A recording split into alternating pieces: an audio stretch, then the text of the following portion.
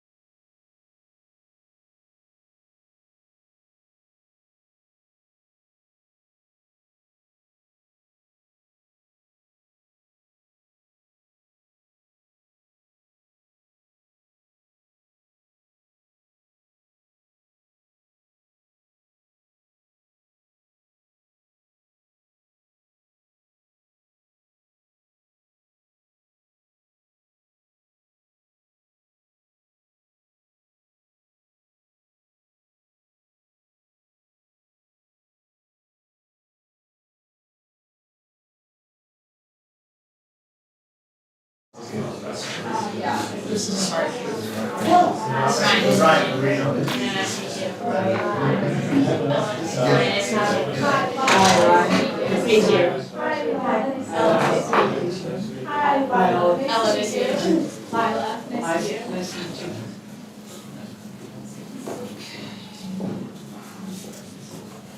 Hello everyone, and welcome to the 8th Annual Dean's Cup. I now request that all observers please be silent. Please silence all cell phones and any other devices. At this time, I would like to ask the judges to introduce themselves by stating their name, title, and affiliation. May I please request the lead judge to start the introductions. Good afternoon, guys. My name is Reno Caruccio. I'm a retired finance exec from Amazon.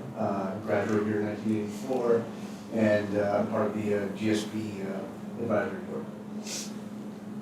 I am Claire Walton. I am also a retired finance exec. I was in the money management business for 40 years or so. I now sit on a mutual fund board at BlackRock, and I'm also on the advisory board. I like the two previous judges, and also on the GSP board, new.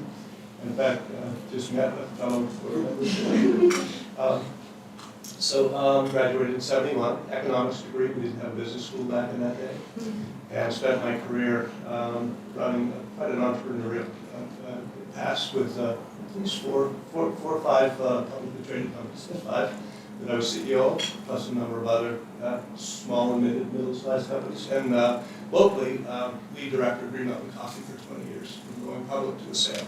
So, and locally, on the board of Ursa Major, so Amazon's a big part of our delivery system, so intimately involved in whatever you're sharing today.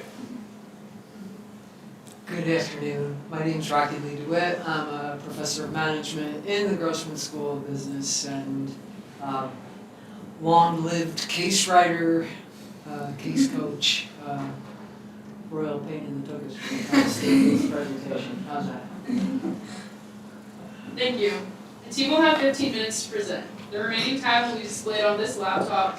The 5 minutes remaining, I'll hold up the 5-minute remaining sign, and at 1 minute remaining, I'll hold up the 1-minute remaining sign. When the 15 minutes are up, I will stand to indicate the end of your time, and you may take up to 30 seconds to complete your last sentence. Judges then have 10 minutes to ask questions of the presenting team. Once again, I will signal 5 and 1 minute remaining, and at the end of 10 minutes, I will stand to indicate the end of the time, and you may take up to 30 seconds to complete your last sentence. The team may now start their presentation, and I will start the clock when the first presenter begins speaking. It's not always about the destination, but rather the journey. So in Amazon fashion, let us deliver you our solution, the Amazon Bundle Initiative. I'm Ryan, and I'm joined by Ella, Lila, and Maddie. So first, we're going to give you a brief overview of Amazon's current positioning. So Amazon is currently the global e-commerce leader, and they dominate about 37.6% of the market. And they ship about 6 billion packages per year, and they have 40,000 Amazon lockers where customers can pick up their packages themselves. They also have a high focus on innovation, and at their core, Amazon is a technology company, and their technological core is what truly drives their success. Their mission statement, to put the customer first, invent, and be patient, truly shows their fundamental principles that have driven them so much success. So Amazon also has a huge focus on their supply chain. They began with 2 fulfillment centers and outsourced their inbound logistics. And then with the launch of Amazon Prime in 2005, they decided to launch their global supply chain and control their products from raw materials to delivery at their door. And then after COVID and the surge in demand for e-commerce, Amazon shifted to more of a regionalization network, from 1 overall intertwined network to 8 self-sufficient networks, and with an emphasis on data forecasting and analytics. And with this came a lot of complexities and costs. So we believe our solution, Amazon Bundle, will reroute, refine, and redefine the company. So to go over their their core issues, Amazon's fulfillment costs have increased by 125% since 2019, and a lot of this is because they're trying to maintain customer expectations on fast delivery and efficient shipping. Second is rising input costs. With inflation, Amazon has to pay their 1.5 million employees a lot higher of a wage to match cost of living. And lastly is company transition. As I mentioned previously, Amazon has undergone a lot of transition, especially with their regionalization, and this has caused a lot of fixed costs and also operational complexities. So we would love for you to join us on our road trip where our first stop will be analysis. Moving on to our key questions, our first one being, how can Amazon maintain its competitive edge in this continuously evolving industry when competing with competitors such as Target and Walmart, who have a vast amount of stores across the country and can provide quicker delivery and lower shipping fees? Secondly, what supply chain advancements are needed to sustain Amazon's future growth? Currently, Amazon is growing much faster than their supply chain can keep up with, and they must fix this disconnect to maintain customer satisfaction. Moving on to number 3, how must fulfillment evolve to meet customer expectations? Once again, customer expectations are growing rapidly, and Amazon's your fulfillment capabilities are not being able to keep up with those expectations at the moment. Fourth, how can sustainability play a role while still minimizing costs? You, Amazon, are the market leader, and you must set a role for other companies who will most likely follow in your footsteps by keeping your promise to the earth while still managing to minimize costs. Next, we will talk about the internal and external realities. First, for internal positioning, Amazon, you already do a great job of focusing on a balance of speed and price, whereas some other competitors such as Shein and Temu focus more on the low cost aspect while taking long times to deliver packages to customers, and also high fulfillment and delivery expenses. About 35% of total costs come from fulfillment and delivery expenses, which we would like to help reduce. Then for market environment, fulfillment services for third-party sellers, Amazon, this is a great opportunity for both you and the seller, as they have the opportunity to sell on the Amazon platform. However, this increases and generates a lot of supply chain complexities. And lastly, the growing competitive pressure on a business model. In order to keep up with other competitors such as Walmart, Target, Shein, Temu, as I mentioned before, you must figure out a way to match their capabilities while also staying true to your core values as a tech company. So now I'm going to walk us through some of our alternatives we discussed when coming up with our solution, based on the criteria of what would lower our fulfillment and shipping costs, what would redistribute our resources across our rising input costs, what would streamline the process not only for Amazon but also for the customer, and what is a unique solution that Amazon has not already looked into. Starting with mini fulfillment centers, with this solution we hoped to emulate Walmart and Target's reach and their quick delivery due to their spread across the country. However, Amazon is already investing in this and it's going great, so we didn't want to interfere with your plan with that already, which brought us to our next solution, was a shift to electric vehicles, which would lower delivery costs per delivery route. However, it would have a very high implementation cost, and it also wouldn't really change the experience for the consumer. So we moved on to discussing independent regional centers, with one located at each of the 8 individual regions that Lila mentioned previously, increasing the self-sufficiency of each of those regions. However, this doesn't really address the issue at hand and also doesn't change the experience for the customers. So we settled on our solutions, Amazon Bundle and expanding the Amazon Locker initiative. So in order for Amazon to maintain its competitive edge and also simplify its supply chain, we came up with 2 solutions. The first is Amazon Bundle, which is a new subscription, a middle ground for users between Amazon Prime and no subscription, and then our Locker expansion program. So Amazon Bundle is a free shipping subscription where customers can pay $6 a month to have free shipping. When they pay for this subscription, they will also automatically opt into having all of the goods that they order packaged into one box. And this is an option that is already available to customers. However, we feel that, and we've noticed that only sustainably inclined customers are opting into it. So this will help us as a company reach our sustainability goals and keep our promise to the planet. Additionally, we think that because Amazon Prime has shown us that customers who have a free shipping subscription purchase so much more and many more expensive goods, this will help drive our revenue up and while also maintaining our sustainability goal. So looking at our locker initiative, we know that you have your Amazon public lockers and your Amazon hub lockers. We're looking to expand your Amazon public lockers. We want to add on 10,000 throughout the nation on top of the 40,000 you already have.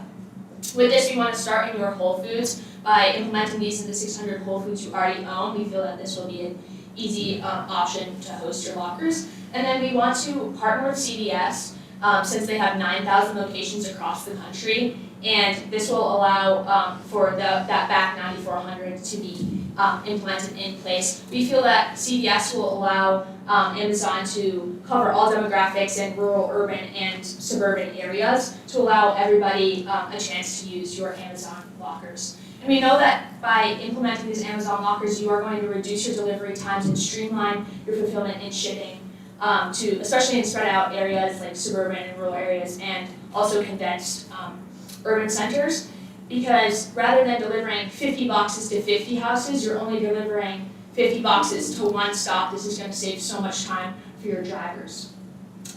We also know that your Amazon hub lockers aren't being as utilized as we think they could be. Businesses and apartment complexes tend to buy these, and we feel that your urban center customers could really benefit from these due to the fact that over 250,000 packages get stolen every day in the United States, and people are going to really want to make sure that they can receive your packages safely. So taking a look at your implementation of these two solutions, we really want to make sure the software is a seamless transition on your website. Right now people know how to use Prime, they know how to use your Amazon website. We want to make sure that this is as simple for customers to adopt as possible. Next, we want to make sure that your inventory in your fulfillment centers is properly set up for bundling to be easily implemented, not only for customers, but for your staff as well. We want to make sure we can get these bundles to your customers as fast as possible without having to get different packages from different fulfillment centers. You want to know where these packages are going before the customer already orders them. Next, moving into the locker initiative, we want to make sure that your partnership with CVS is viable due to the fact that they're going to want good foot traffic coming in since they're the ones hosting for free, essentially, and providing electricity for these lockers. Next, we want to really emphasize marketing due to the fact that Amazon Bundle is going to be so new. Luckily, anything that's really attached to the name Amazon tends to give people a good name or good knowledge of what could be potentially coming for them. But we want to make sure that people are aware of the incentives Amazon Bundle could be providing for them. So moving on to our 5-year timeline, our first step would be software adaptation to accommodate for bundle. As Prime is already set up, it should be pretty easy to just adapt that software and show customers that bundling is an option, whether it's just for the subscription. And along with that, marketing bundle to non-Prime users.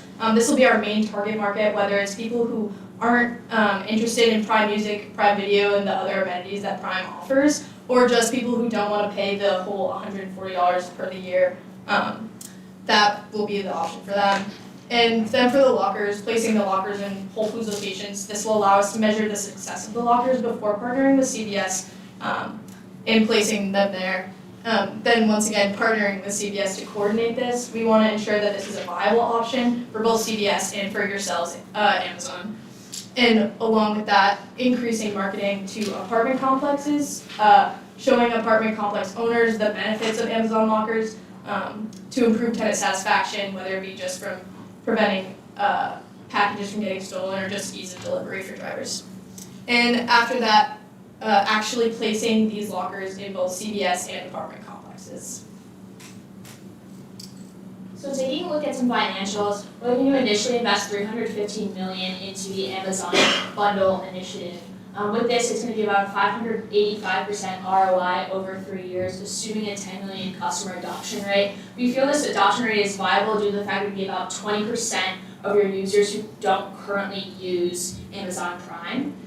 We want to make sure that it is a viable source for them to come into, and we feel that it will be on par with Prime's initial ROI over 3 years, which was 120%. And since they had so much of a larger initial investment into Prime, we feel that this number sits well. And then for your Amazon locker expansion, we're looking at about $10,000 to build and implement each locker, and wanting to expand 10,000 lockers throughout the nation is where that number tends to fall. And we know that our numbers are going to, or our initiatives are going to help reduce your fulfillment and shipping costs due to the fact that if one, say, medium-sized package of a t-shirt in a 1,000-unit order gets sent out, it's about $861 for those shipping costs. Whereas if you bundle 3 t-shirts in a 1,000-unit order, that's going to be about $461. So you're cutting those shipping and fulfillment prices in half. So next I'm going to walk us through some of the risks we identified when discussing our solutions, starting with a low adoption rate, which we hope to mitigate by increasing marketing, as Ella already mentioned, and making sure that all parties involved are aware of the benefits that they would be receiving. The next risk is a potential customer defection from Prime. However, we hope to avoid this by, because Bundle does not provide a fast shipping guarantee and also doesn't come with other amenities such as Prime Video and Amazon Music. And even if this were to occur, only about 7% of your revenue comes from the Prime membership fee. The rest of Prime users' contribution comes from their spending habits, which would not decrease with a switch to Bundle.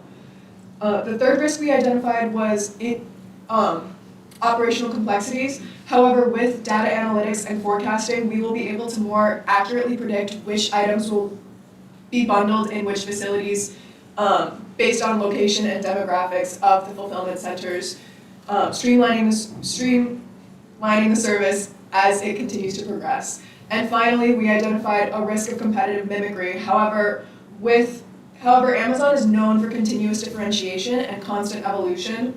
And with your current hold on the e-commerce market, this does not seem likely.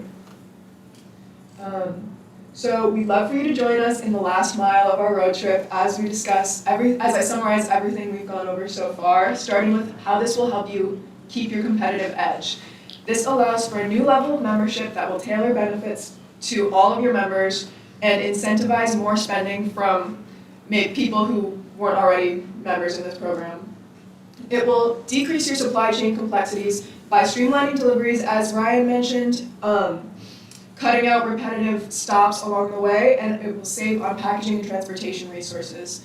It will also increase our customer service report by providing a halfway point between no membership and the Prime membership, allowing for every user to feel that their needs are being properly assessed and reached.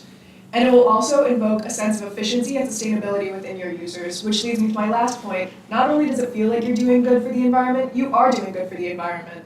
This saves fuel and packaging materials and streamlines our delivery routes, making the whole process easy for everyone, from delivery people to customers to Amazon as a whole.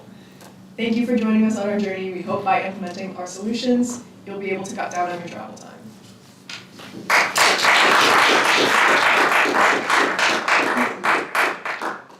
Thank you. Judges will now have 10 minutes to ask questions of the presenting team. And I invite the lead judge to begin the question and answer period.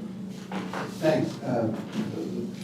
Bold initiative here. I want to try to understand the customer standpoint, this bundle initiative. So you're creating kind of a new tier, right? I've got the Prime membership.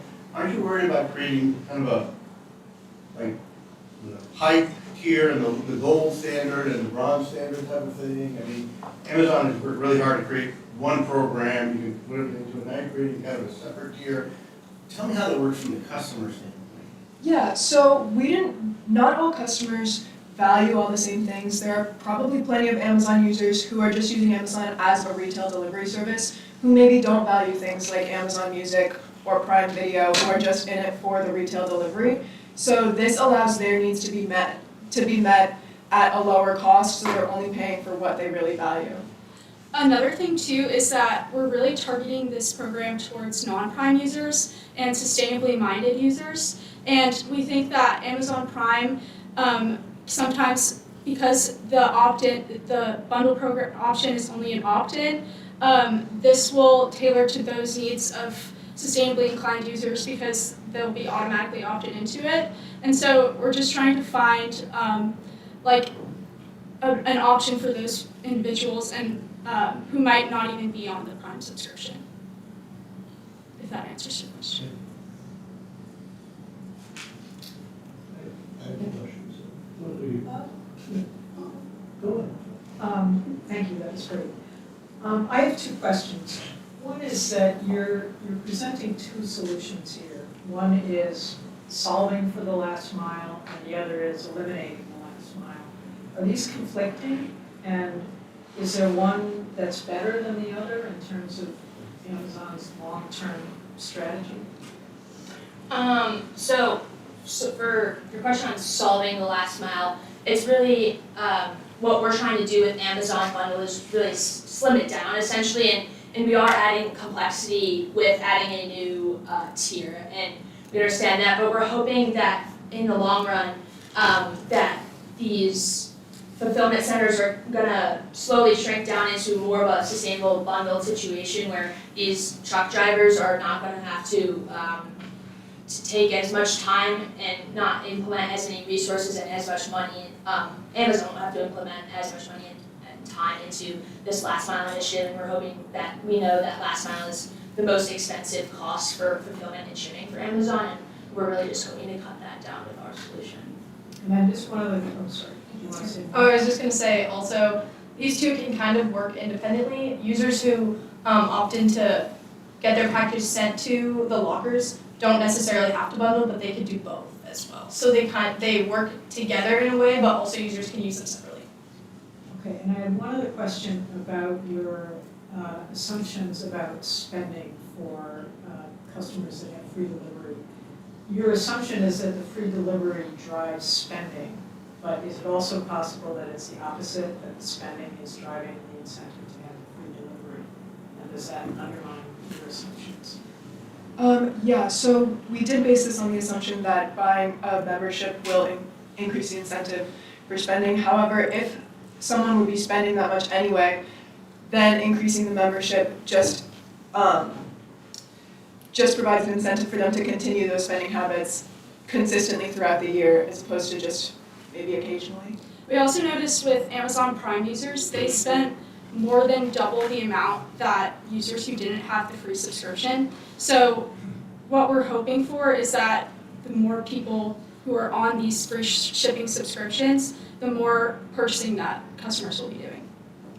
And speaking from personal experience, I know if I go onto a website and I see like, oh, $7 for shipping, I might close the tab or I might just save it for later and never go back to it. I feel like that's a big part of why users will not make it all the way to the checkout point.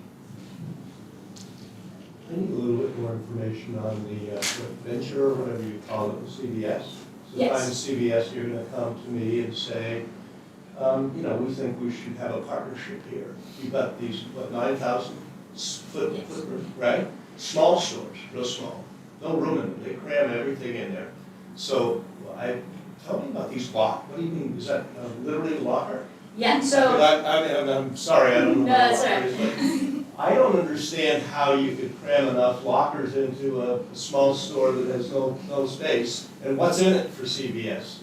You think you're gonna get some increased traffic just from these people coming to get their product with locker? Yeah, so right now. I don't understand, you'd be a hard sell, I'm the CEO of CVS. Right now, Amazon already actually has 40,000 lockers implemented, so it's essentially a pretty large storage unit. And I understand the sizing question you have, but the customers come and they have their packages delivered to a certain locker that they opt into on the website, and they pick it up there. We know we chose CVS due to the fact previously Amazon was in a partnership with Rite Aid, so a very similar convenience store with these lockers. Unfortunately, Rite Aid did just close all their locations, and we felt that CVS basically took all of their customers in a sense, and we think that driving foot traffic will be realistically what's in it for CVS. I mean, we also know that all demographics can tend to access a CVS. They're in just about every town, city, so we feel at least the entire nation's customer base should be able to have some input in CVS. Thank you.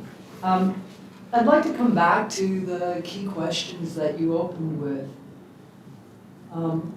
And let's start with a basic. What industry is Amazon Well, Amazon is a part of the online purchasing platform, and they dominate this platform and out-dominate their competitors by a large portion. Their closest competitors are Walmart and Shein and Temu, Target. And although these competitors have online platforms as well, but I would like to say that like Amazon almost has established the e-commerce industry themselves, and because they hold so much of the market, if you're going to purchase something on Amazon or online, a lot of customers tend to pivot to Amazon just out of comfort and because they have this title. So is it the only industry they're in? No, they're in data analytics and software development and all that sort of thing. This is just really the industry that the world tends to know of Amazon. The customers tend to know of Amazon is really their e-commerce, their website, design platform. Yeah, so they also, noted in the case was, they have a hand in third-party fulfillment services, marketing. They're kind of, Amazon has hands everywhere, but because we were focusing on supply chain, we decided to focus on specifically the last mile delivery because we thought that would be the most effective way to cut down supply chain complexities. Okay, thank you. Just on the numbers here, 585% return on the bundle. That's a huge return. That's because you're charging the $6 per month. Why not charge $2 per month? Why I mean, so you make 100% return versus 500. You ever think about reducing, why pick $6 and it's a big profitability thing, to get more engagement with the customer, to make a cheaper price to get more engagement? Did you think of that, or? Yeah, we talked about a lot of different pricing. We landed on $6 because one, we were so kind of basing off of, we did a lot of research on the Walmart Plus program, which millions of people use throughout the country, and kind of their pricing strategy. But we also talked about a lot of people know that if you don't have Amazon Prime, it tends to be about $6.99 every time you check out, no matter realistically what you're buying, just for shipping and fulfillment, and Amazon tends to eat $2 of those shipping costs. So we decided if they know if they're gonna buy one time a year and it's one time a month and it's $6.99, then $6 might be more worth it.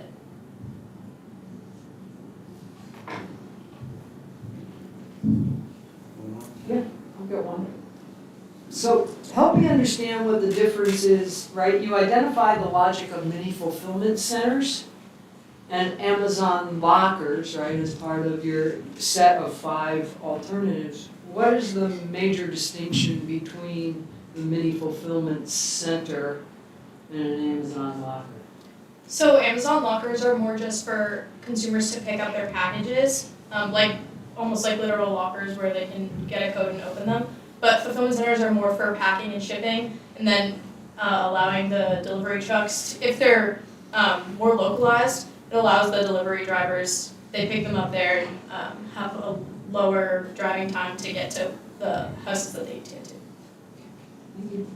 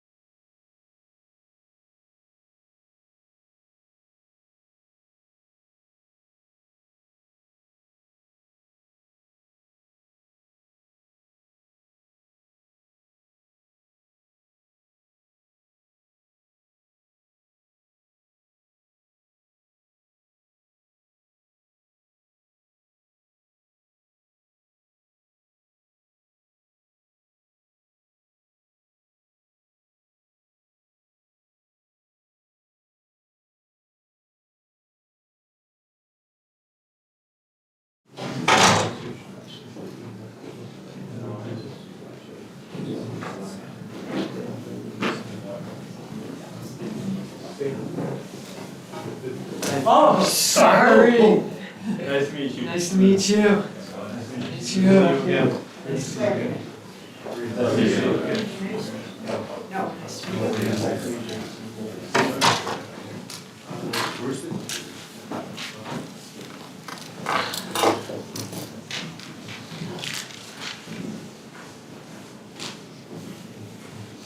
Welcome everyone to the 8th Annual Dean's Cup. I now request that all observers please be silent and please silence all cell phones and any other devices.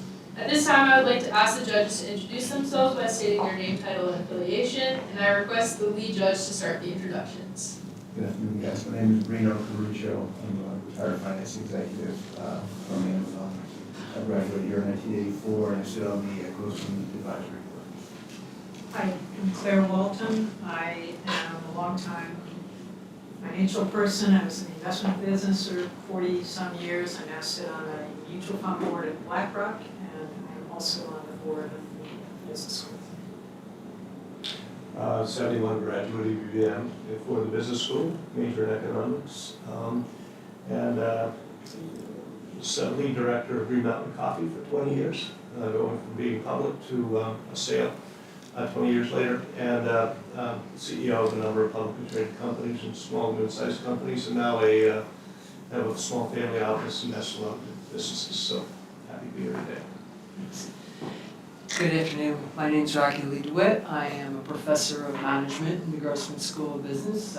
Vis-a-vis cases, I graduated from NYU in 1978 from the School of Commerce at that time. And the case I remember from my senior year was a case making a recommendation to Bloomingdale's on how to manage their strategic positioning and align their training program with that. Thank you, judges. The team will have 15 minutes to present, and the remaining time will be displayed on this laptop. 5 minutes, I will hold up the 5-minute remaining sign, and at 1 minute, I will hold up the 1-minute remaining sign. When the 15 minutes are up, I will stand and indicate the end of your time, and you may take up to 30 seconds to complete your last sentence. Judges then have 10 minutes to ask questions of the presenting team. Once again, I will signal 5 and 1 minute remaining. And at the end of 10 minutes, I will stand to indicate the end of time, and then again, you will have up to 30 seconds to complete your last sentence. The team may now start their presentation, and I will start the clock when the first presenter begins speaking. Good afternoon, Amazon. We are Window Consulting. I'm Wolfie. I'm joined with Noah and Luke. And unfortunately, our colleague Dylan is still waiting for his package, so he's not here today. Just kidding, he's extremely sick of his one. Let's examine the core objective of the case. How can Amazon leverage its current supply chain to shorten transportation distances, increase profits through new industries, and reduce delivery times to stay ahead of competition? We came up with a 3-pronged solution to mitigate this. Acquire, integrate, and expand into new markets. Now a quick look at the industry that Amazon is currently in. We operate mainly in the e-commerce and cloud computing industry. The e-commerce market is valued at around $5.8 trillion right now and is growing rapidly. This means that we need to reduce our overall costs and delivery time if we want to stay ahead of competition. So right now, our compounded annual growth rate is starting to slow in the industry. This means that we need to make our delivery and supply chain more efficient and expand our profit margins. This brings us to our AIM framework, starting off with acquire. We plan to have an acquisition of a company called GoPuff. Now what is GoPuff, you may ask? Well, they're a leader, a US-based company that is a leader in quick commerce, focusing on a fast delivery of everyday essentials like snacks, household goods, and low-cost groceries. They currently operate a vertically integrated micro-fulfillment center network targeted in urban zones, allowing them to control stock, pricing, and the availability of product at scale. Their current audience is based around Gen Z and millennials who are focused on quick convenience purchases and low quantities. They are one of the few companies to be solely focused on these everyday essentials, giving them a strategic advantages over other delivery companies like DoorDash and Uber because they are able to lower delivery times and reduce costs for customers. Now, why does this acquisition make sense for us? Well, GoPuff is in a very fast-growing segment as demand for quick commerce is increasing, and it gives us a strategic entry into the market. We also are able to access these fully scaled micro-fulfillment centers that that expands our web, and we're seeing an availability to enter into new revenue streams as well. Bringing us to our three-pronged why. Strategic realignment, strengthening our financial profile, and expanding into these new markets. Now, what does both companies bring to the table? We broke it down into three cost synergies. Cost synergies, fast delivery and shorter transportation distances, and our revenue through these new initiatives. Now, where are we saying GoPuff improved Amazon's delivery system? They're going to be able to make our delivery routes shorter, and expand our sub-hour delivery capability, and support our 8 regional realignment. We are seeing possible new revenues through increasing the value of our Prime membership. We are going to see an order increase as these convenience goods are rapid pick and pack orders, and we're going to see diversified revenues through this mid to low tier grocery market and convenience goods. Now, where are we saving money? We have made 4 main fronts: the cost of goods sold, our overhead expenses, our last mile delivery-based expenses, and our facility fulfillment expenses that I'd be happy to dive further into in our appendix. Now, how would we like to structure this deal? We want to do an all-cash buyout, which aligns well with Amazon's historical process. This provides certainty of price to the GoPuff shareholders and avoids diluting the shares of Amazon's current shareholders. After this deal goes through, GoPuff will become a fully owned subsidiary of Amazon, and over time we will integrate their operations and staffing into Amazon. Now, why an all-cash buyout? Well, we feel Amazon has a strong cash flow basis, and this upfront cost is worth it to us instead of finding outside financing. Now, how are we evaluating the price of this deal? Well, we looked at 5 key metrics. Present transactions frameworks. This looks at other acquisitions in the market. We looked at the evaluation rounds of GoPuff over the recent years. We also looked at trading comps of other publicly traded companies in the sector. We looked at the value that GoPuff will bring to Amazon, and we also looked at some performance considerations of GoPuff in recent years. This landed us on an acquisition price of $5.7 billion. This gives GoPuff an exit, as they've recently been struggling to keep their company efficient, and is a great discount purchase to us to strategically improve our supply chain and expand into new revenue markets. Now, historically, when large companies purchase fast startups, they risk completely suffocating the company. We're going to make sure Amazon doesn't make that same mistake with GoPuff. In the next few minutes, I'm going to walk you through our operational integration, a strategy designed to take GoPuff's 15-minute magic and merge it with Amazon's massive scale. We're going to do that by strengthening both delivery systems, rebranding GoPuff into Amazon Go, and launching our Prime Swift subscription. The core of our strategy is what we call a transfer of advantages. Instead of merging the 2 systems into one delivery system, we're going to keep them separate. We have GoPuff's convenience on one hand, and then Amazon's massive logistics on the other. And then we're simply going to transfer what each delivery system does best. The result of this will be faster and more reliable baskets for consumers, denser and more efficient routing for deliveries, and stronger repeat behavior. Next, we're going to protect Amazon's capital through a strictly gated 90-day integration playbook. In the first 30 days, we're building our foundation. We're doing that with setting our KPIs, choosing which cities we want to launch our pilots in, and our tech stack assessment. In the next 30 days, we're launching our pilot programs, which includes our Flex driver onboarding and introducing our AirDrops routing testing. By day 90, if our KPI guidelines have been reached, we will continue expanding. If not, we're going to re-strategize and retune. Now, what does each delivery system bring to the table? GoPuff gives Amazon instant urban fulfillment nodes along with hyperlocal customer endpoints. It also gives it nighttime demand spike coverage, which is a sector of the market that Amazon hasn't gone into yet. Now, Amazon gives GoPuff its massive DSP and Flex driver network that is over 275,000 drivers strong. It also gives it global procurement leverage along with its strong tech stack. This tech stack brings 4 intelligence engines to GoPuff. We have demand forecasting, dynamic pricing, route optimization, and inventory intelligence. Each one strengthens speed, resilience, and margins. We broke our operational integration architecture into 3 layers. The first layer prioritizes merging GoPuff's 15-minute convenience with Amazon's scale. We're doing that with our driver onboarding, synchronizing our SKUs, and route density optimization. Our second layer focuses on creating a unified customer experience with a single Prime sign-on, a unified app surface, and dynamic ETAs. Our last layer is where we set our KPIs with our margin guardrails. Now, where does Amazon Go, the rebranded GoPuff, fit into our speed ladder? Now, due to its 10 to 30-minute window, it fills a section of our network that we haven't reached before. With this, Amazon now has a foothold in every single major consumer-timed market.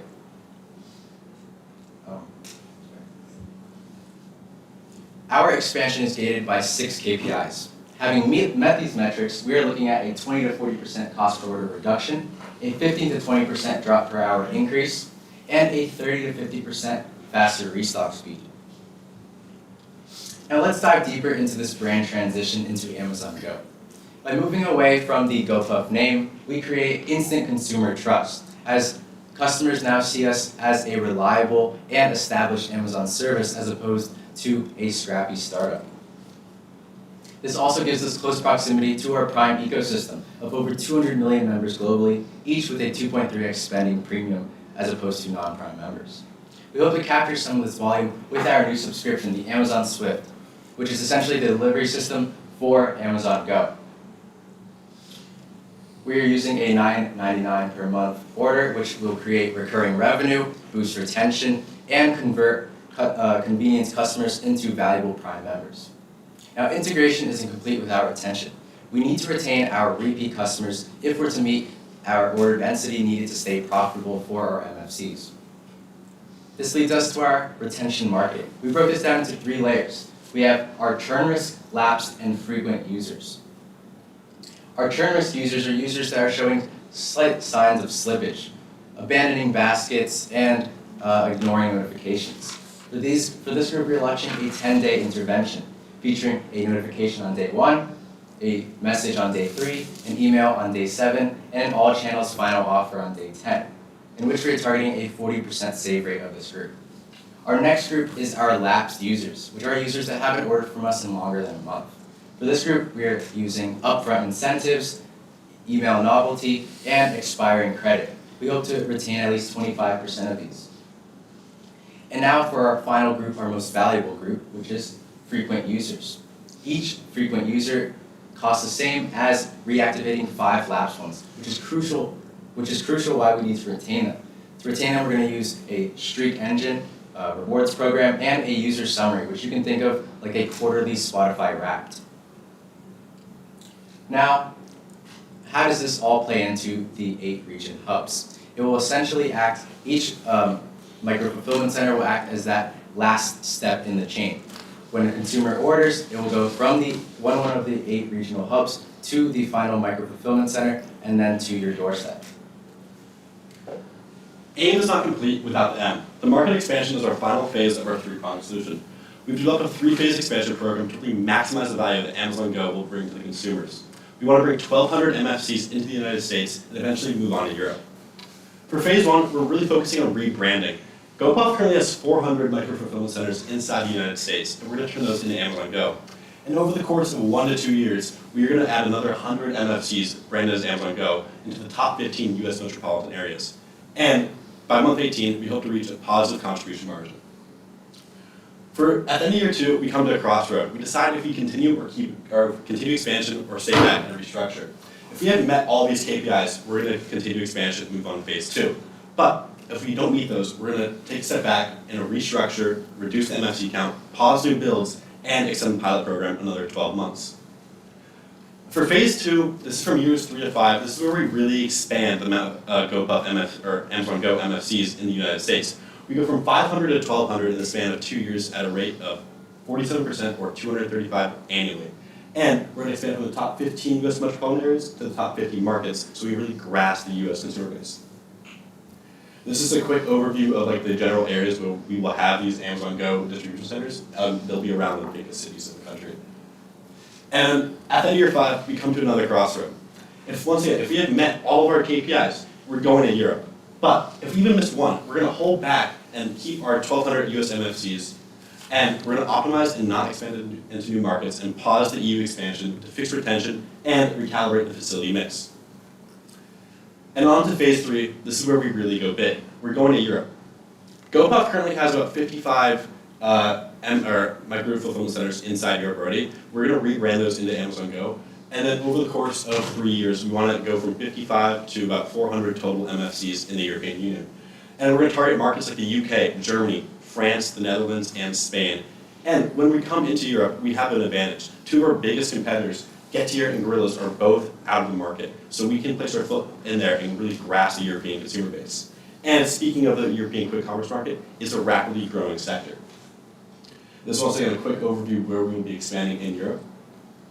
And on to our conservative 9-year trajectory. When we first acquired GoPuff in 2026, we'll be at an EBITDA margin of -5% and a revenue of around $1.2 billion. Over the course of 9 years, we want to go from -5 to around a 14.5% EBITDA margin and revenue of about $6.5 billion. And during that process, we want to go from 30-minute delivery to a consistent 15-minute delivery. So we really give the customers what they need quickly. Then you maybe ask yourself, why would we want to acquire GoPuff and not do another solution? Well, to sum it all up, GoPuff has the highest acquisition score for speed and strategic control. That's what exactly we need for the quick 15-minute delivery industry. All these other solutions could work, but they don't hit the metrics that we want for Amazon. And on to risk and mitigations. Our biggest risk is, would GoPuff not want to be acquired? And our mitigation for this is we want to preserve their brand identity by giving leadership and employees retention and the ability to stay with the company for as long as they need. And for risk two, what if we don't integrate it or execute this well? Well, we have pilots and a bunch of KPIs that we will have in order to make sure that we even meet the margins that we have to do to keep operating. And for risk three, what if competitors respond aggressively? Our mitigation for this is that Prime has so many consumers and customers that we will have such a big consumer base when we launch this product. And since Amazon is such a big global corporation, we'll have the ability to negotiate for lower prices for products. And finally, another risk is, why would we buy a semi-non-profitable company? Well, we're going to make it profitable. Amazon will boost its order density, and all of our delivery systems and operation improvements will make GoPuff a profitable company. And this is a quick overview of the 9-year timeline. Overall, our AIM strategy gives Amazon the ability to improve their supply chain and break into new markets, keeping up with our day one mentality and pushing forward. Thank you. We are ready for questions.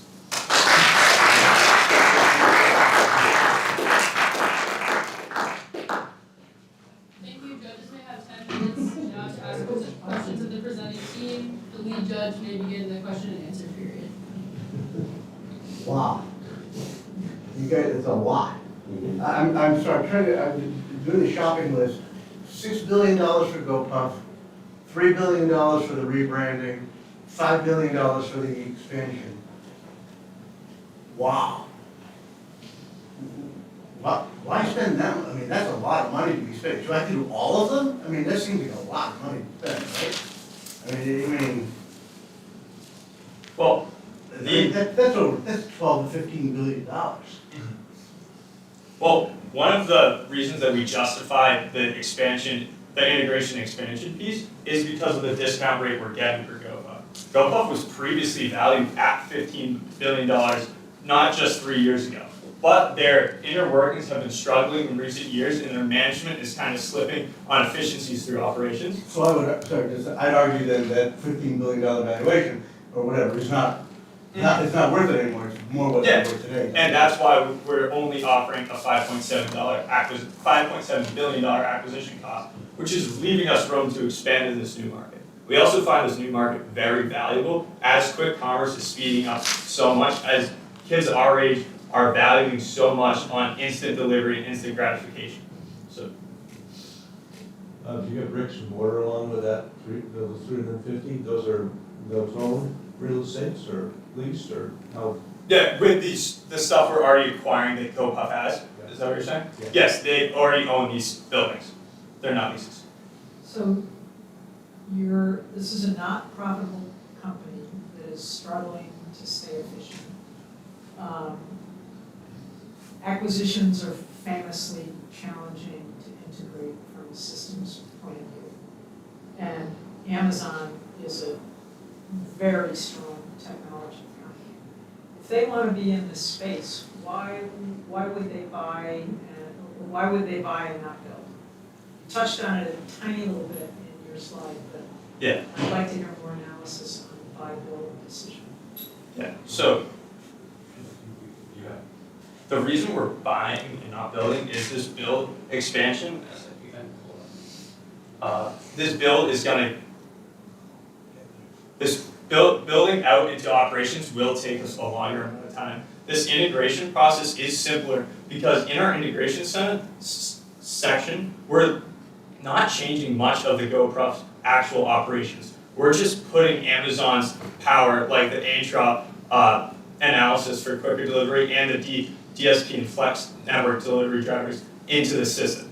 We're just bolstering their current system. So if we took the time to build out these micro-fulfillment centers, which we value at a cost of about $3.5 million to $5 million per micro-fulfillment center, is overall going to take us longer and be less cost efficient than diving into this rapidly growing market right now. And is there a reason Amazon wants to be in this space? These are low price, low margin items that they're selling. Is this a viable ongoing business? Well, Amazon actually did try going into it with actually the same name, Amazon Go. It was famous for having no cashiers, and that famously failed. That they failed because they couldn't have that consumer, like it didn't feel right going into the store, and they quickly abandoned that. And so we're not doing that. We're keeping the current. There is no shopping in the store. I just want to add on.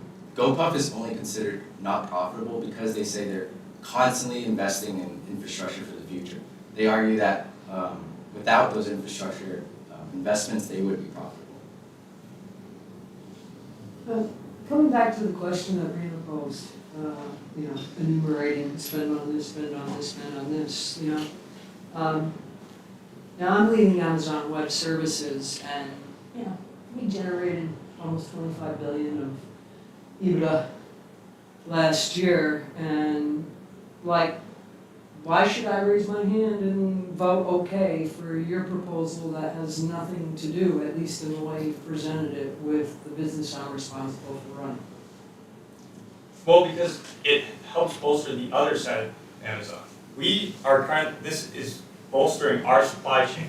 Well, Amazon Web Services is going to be part of our solution in implementing strategic analysis for what products should be stored in these certain micro-fulfillments in these urbanized zones.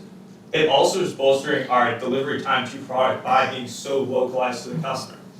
So while it might not directly impact that section of the business, it has overall positive effects for the rest of the Amazon's company. And to add on to that, upon looking at the case, you'll notice it almost frames it like Amazon is struggling. Amazon is literally one of the greatest companies of all time. And so that's why we kind of took a creative aspect with this. We wanted to venture into a market that we're not in currently. Yeah, we wanted a creativity aspect to our solution. The Amazon Swift subscription, these are 3 new subscription services. We got Prime today. You're suggesting 3 new ones. Oh, just one. Oh, I'm sorry. It's just 3-tiered. It's one, okay. GoPuff already has their premium subscription, which is the exact same features. We just now are calling it Swift. It's the same price too. Theirs is called GoPuff Fam, but Swift sounds better. They also have their own free tier, and our Prime bundle on the right here pretty much just says that Prime members will get a discount. So a Prime member, in addition to what they're paying now, would have an option to go to Amazon Swift and then one of these tiers, well, if they want to. So Amazon Fresh is a $10 add-on. That's a good example. Amazon Fresh serves Whole Foods. So this will essentially be the same thing, but it's serving for GoPuff. It's only if you want. If you don't want to shop at Amazon Go, you don't have to. You don't have to pay that $10 add-on. And what customer problem am I trying to solve with this? I'm still in the, why would a customer, I'm going to do this, I'm still thrown off. What's the benefit for me as a customer? You get unlimited free delivery. For this new market of low-cost convenience items like household goods and low-cost delivery. while Whole Foods is very profitable right now, we find an issue that Whole Foods doesn't kind of tackle this low-cost foods industry. It's more a premium food brand. So if by introducing the products that GoPuff currently sells, and most of these micro-fulfillment centers are able to hold perishable goods, it gives us the opportunity to kind of break into this new revenue stream of these low-cost goods, and that's why people would go to the Swift subscription to be able to pay for food deliveries and essential deliveries in very short times that the Amazon Prime doesn't even fulfill. You would just throw it on the Amazon Prime, just make it part of Amazon Prime? Well, that's why the bundle would be an option. But we feel like if we offered the Amazon Swift subscription, it gives them kind of a different product mix to go after. So the products that GoPuff provides is different from, say, Whole Foods? Or Yes. other things that are from third-party vendors even that are on Amazon's system? Well, I think we'd also implement third-party vendors in the distribution centers. We're trying to target people that need products fast, so like pharmacies, Amazon's Pharmacy Rx, we're gonna include that with the GoPuff bundle. Along with like college students need stuff like chargers or pencils or maybe like a whiteboard really fast. Like items like that are like in quick demand that are not like super expensive that we can just deliver fast when needed. So that helps with the question. GoPuff is famous for its vertical integration. It has control over all of its 4,000 SKUs. So it doesn't currently use any third-party sellers.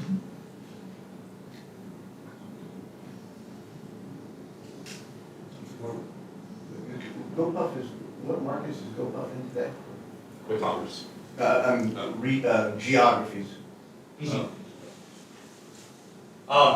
GoPuff currently mainly operates in urban centers across the country. So they don't have one here in Burlington, but they have multiple centers in cities like Boston, Cambridge. They have centers in multiple centers within New York and Brooklyn. They also have centers in pretty much every major city across the US and a lot of actually college-based towns, because this is a big part of their target market, as mentioned, as Gen Z wants these quick conveniences in an instant. So you're just assuming steady state in the less populated markets? Well, that's where they currently operate at, and we want to, in our market expansion section, expand further into these US How many, markets. did you say? Top 15 US metros and then later the top 50 markets. Yeah, so, again, you're increasing the emphasis on the urban part of the portfolio Yeah. and holding steady on the rural, or at least you're hoping you're holding steady on the rural. Rules are really difficult tasks to like deliver to because Amazon currently doesn't deliver to rural areas. I live in Heinsberg and they get, whenever I order on Amazon, I get through UPS. Like they still haven't implemented a good way to deliver like to rural areas. Do And they make GoPuff, money on delivery? for rural areas, I know that. Sorry.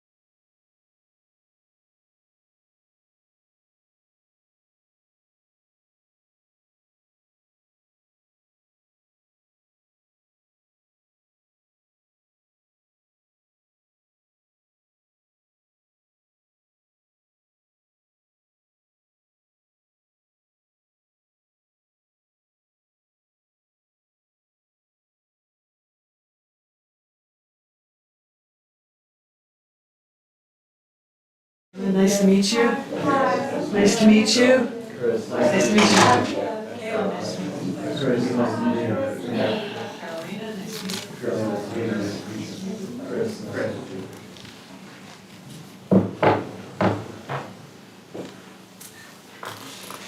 Hello everyone, and welcome again to the 8th Annual Dean's Cup. I now request that all observers please be silent and please silence all cell phones. And at this time, I would like to ask the judges to introduce themselves, and the lead judge can start the introductions. Good afternoon, guys. My name is Reno Caruccio. I'm a retired finance exec from Amazon. I graduated here in 1984 and served on the Grossman School of Business advisory board.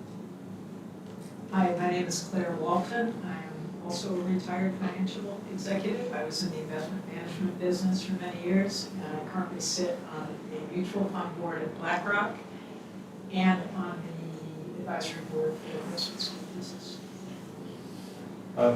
Bill was graduated in 71, before they had a business school at UVM, and also on the Grossman School of Business advisory board.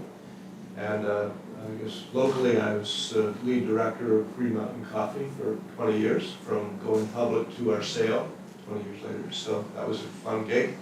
And I've been CEO of 5 different publicly traded companies, and retired 15 years ago, and now I have a family office and invested in a number of different companies. Hi, I'm Rocky Lee DeWitt.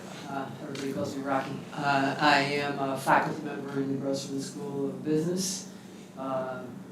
As a side note, I worked for Securities Data when it was a startup.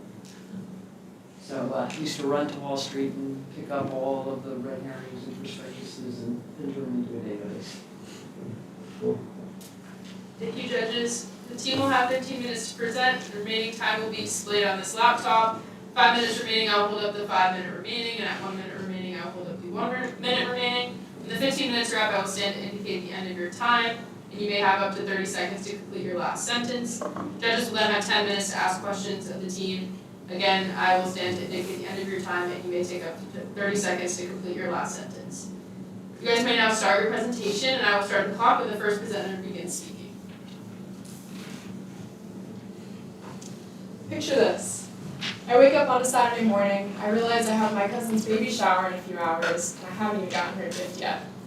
I start by looking on Amazon since they have the widest selection, but I can't get anything before tomorrow. I can't show up empty-handed, because I know she's going to badmouth me to the whole family. So instead, I shut my laptop, skip my breakfast, take myself down to Soho to do some in-store shopping.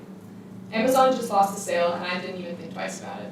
Hi, my name is Justin Matthews. I'm accompanied by Caitlin Burke, Carolina Goshman, and Chris Burns to deliver to you the case study on Amazon's supply chain management.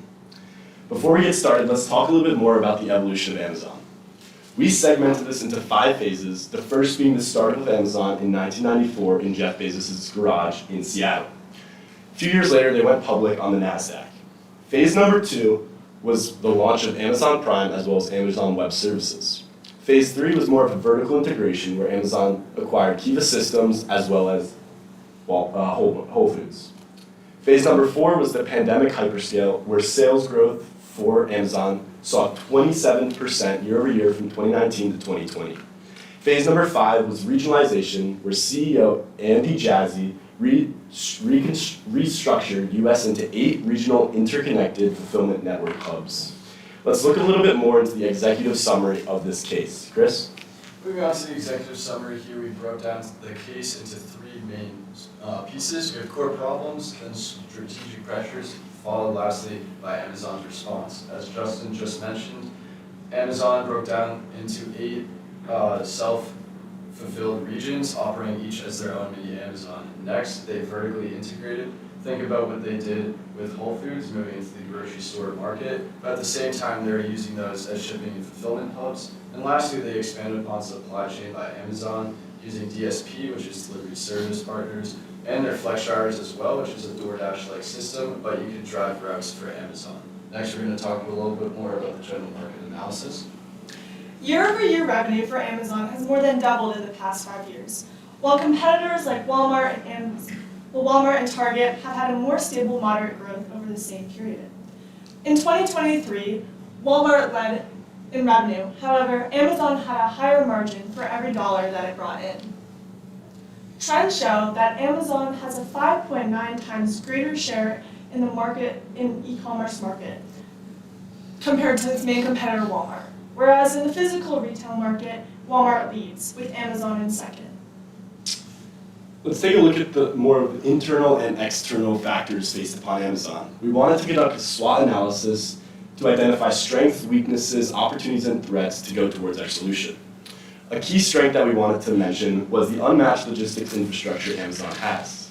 Two weaknesses that were very prominent in our solutions were high fulfillment and shipping costs, as well as speed expectations that were rising with consumers.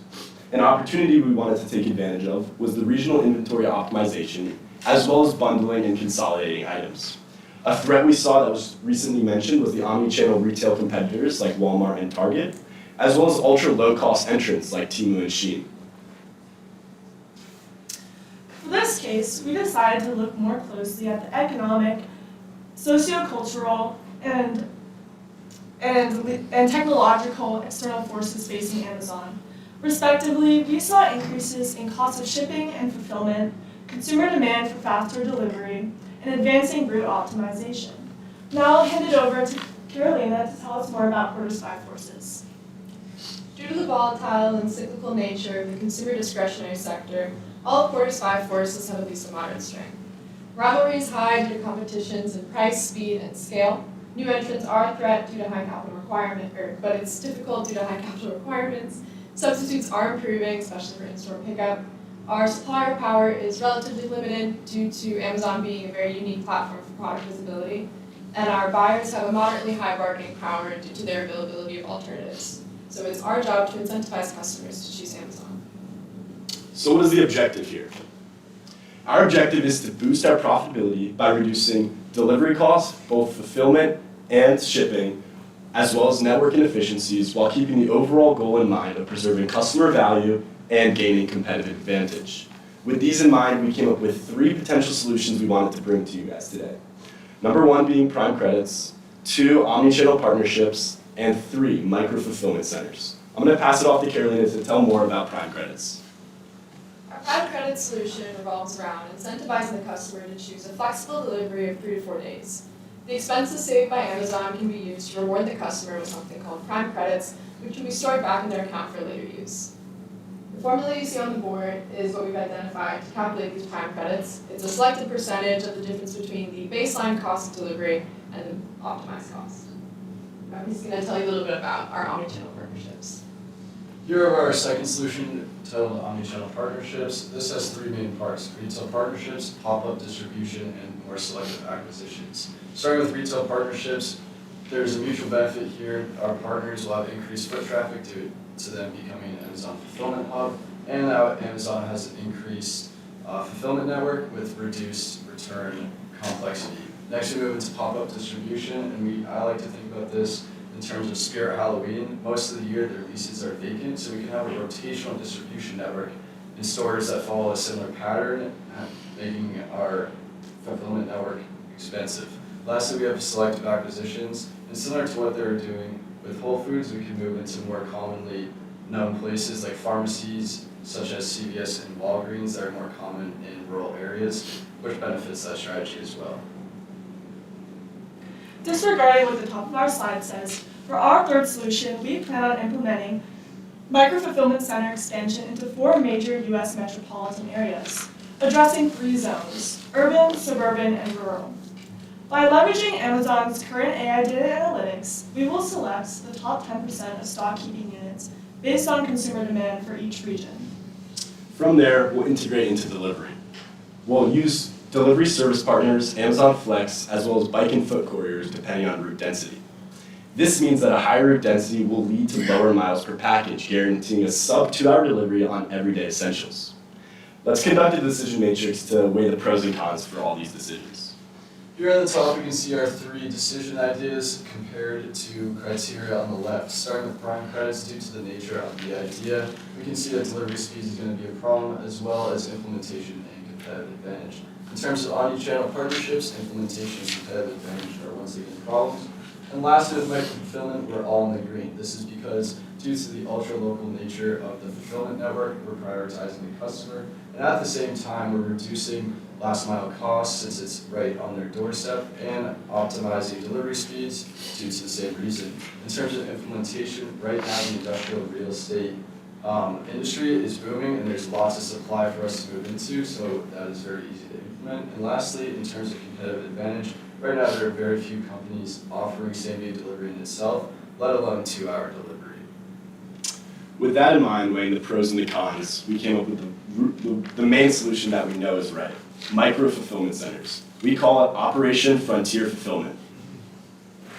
Now, to give you a general idea of what frontier fulfillment looks like, we've created this map.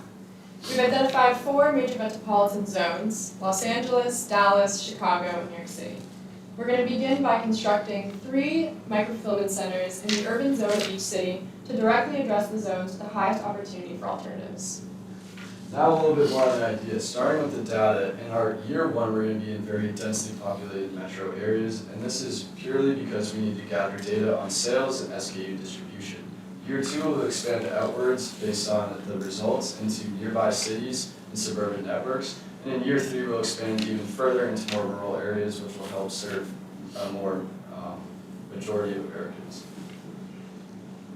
And then to give you an idea of what happens inside our micro-fulfillment centers versus outside, we've created this diagram here.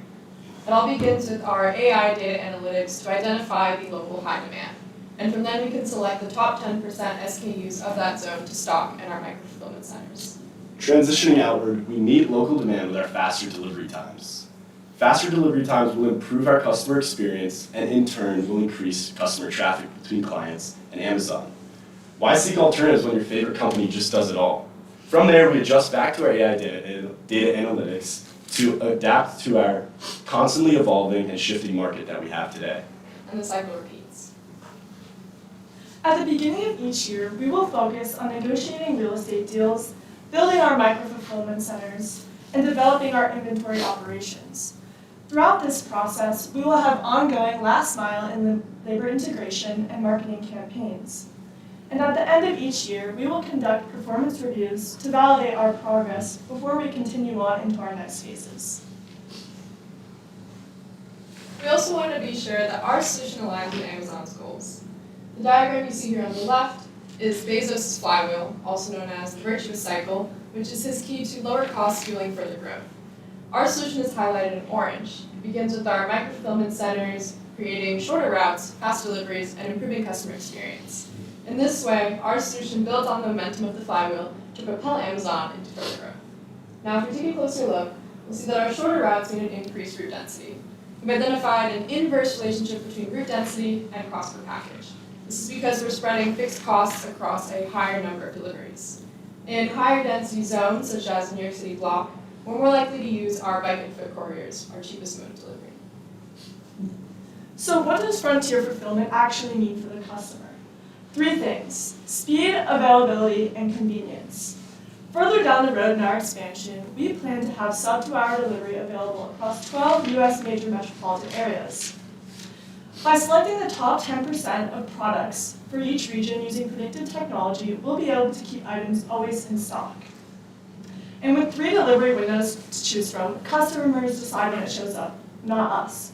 So purchasing that last-minute gift, like for your cousin's baby shower, doesn't interfere with your time.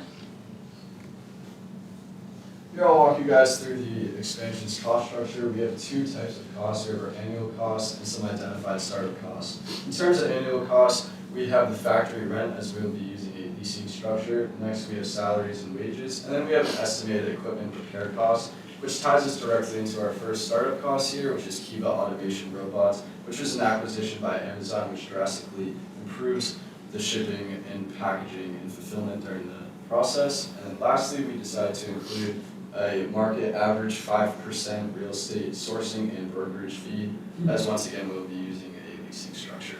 Next, Justin will walk us through some growth. In terms of the structure of growth, we decided to go with the contribution margin of fulfillment and shipping expenses, as those were our biggest weaknesses we wanted to resolve with this solution. We saw in 2023 the baseline contribution margin for fulfillment and shipping was $395 million. With our operation, we project a contribution margin of $683 million, about $100 million over what the contribution margin would be without the operation.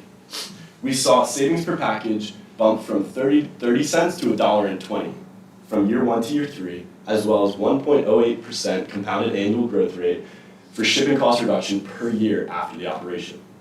We saw a 3-year cumulative savings of $283 million for shipping and fulfillment costs from 24 to 26. Lastly, I'll walk you guys through some high severity risks that we have identified, starting with capital overextension due to the expansive network of warehouses we'll be opening. Although this is a risk based on our costs and growth structures, we believe this will pay off. And this also aligns with Amazon very well, as we want to stay in what Jeff Bezos calls his day one philosophy, which is always expanding and innovating. Next, we have our competitor response. We're directly competing with Walmart here as they're offering same-day pickup, but instead we're now offering sub-2-hour delivery, and they're not going to like that, but it is a huge benefit for us. And lastly, what I'd like to note is this entire idea is based off predictive AI and demand. However, Amazon Web Services is pumping millions into their predictive AI network, and we have full trust in that. Thank you so much for your time and your consideration. We are willing to answer any questions you may have.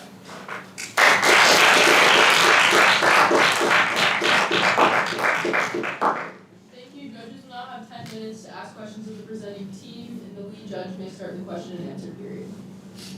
Thanks, guys. On the fulfillment, what are the 3 top KPIs that you're going to use to evaluate this expansion plan? Start in the middle, and what are the 3 KPIs that are going to be top of mind to see whether it's working or not? That's a great question. Thank you. So straight off the bat, I can tell you that fulfillment and shipping expense reduction is going to be our number 2 top KPIs for this operation. Number 3, I would have to go with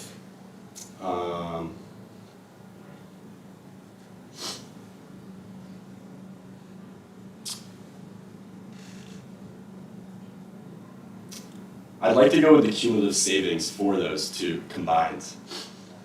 Oh, sorry, what was number 1? Number 1 was the shipping expense reduction versus fulfillment. So this, the success of these micro fulfillment centers depends on really limiting the SKUs that are available there. How limiting is that?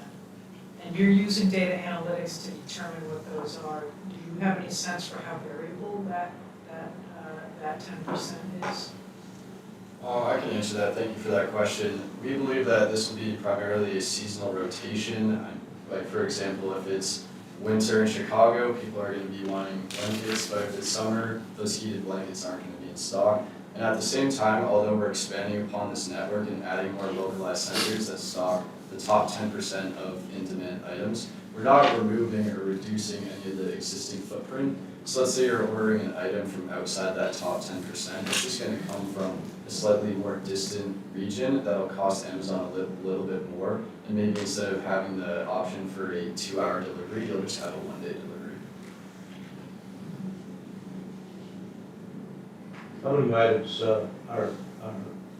is the normal, there's what, 8 regionals? How many items do they stock in a region? So what's 10% represent? How many SKUs? Average. I mean, it's 6 million stock, so is that 600,000 items? Sounds like a lot to me. It does sound like a lot to me as well, and although I don't have that number off the top of my head, year 1 expansion will have 3 fulfillment centers in each urban network, and let's say there's high demand and great growth from that network, we're going to rapidly expand in year 2 to nearby cities that can also help support that high level of SKUs. And presumably it will be different in each location. Yes. So I'm kind of interested in how your proposal's related to top line. I understand having KPIs for reduction in expense, but where's my bang for my buck? Would you mind defining top line? Revenues?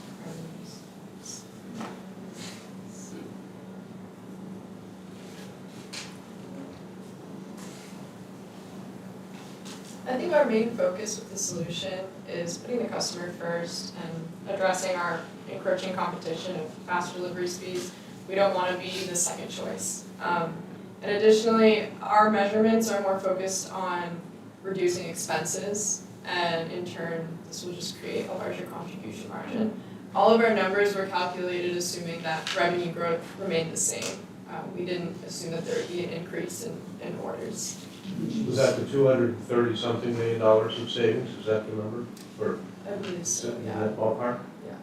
So you don't see any risk of depression on sales from a function of convenience versus satisfying? Well, we wanted to keep our sales projections linear to what without the operation would be like, just in case, say, let me rephrase. We wanted to keep our sales projections with the operation the same as without the operation, so we could speculate what it would be like the contribution margin with just fulfillment and shipping expense reduction. That way we would know exactly what the contribution margin would be, and we're also speculating the sales would increase with the reduction in shipping costs and faster delivery times. Okay, so you have a base case of no change and then a upside case of change in revenues? For the actual case that we provided, we didn't show any upsales in revenues. Okay, thank you. Jeff here would like to see both. A big element of the delivery of transportation. We talk about, building the warehouse and the key roll, that sort of thing. I'm gonna send the trick. What are we doing with the transportation? Are we just keeping the flex and the existing transportation? Are we increasing it? I couldn't figure out in this new model, what happens to transportation? Is the existing transportation footprint, or do I need to invest more in the transportation to take advantage of the stuff? That's a good point. I think when it comes to creating shorter routes, we're gonna have to reevaluate how we're gonna get the packages to the front door. So this is something that we're not entirely sure of, because we're not really sure where we're going to be putting these fulfillment centers. We're not entirely sure what the routes will be at this time. It's like we will be using a lot of the same partners that Amazon already uses, like delivery service partners, Amazon Flex, but with a shorter route, we're more able to use cheaper modes, such as these bike and foot couriers.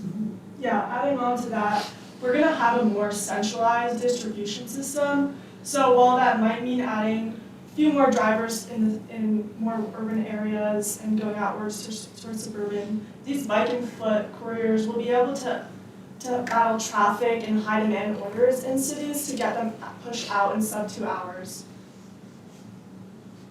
Did that answer your question? Yeah.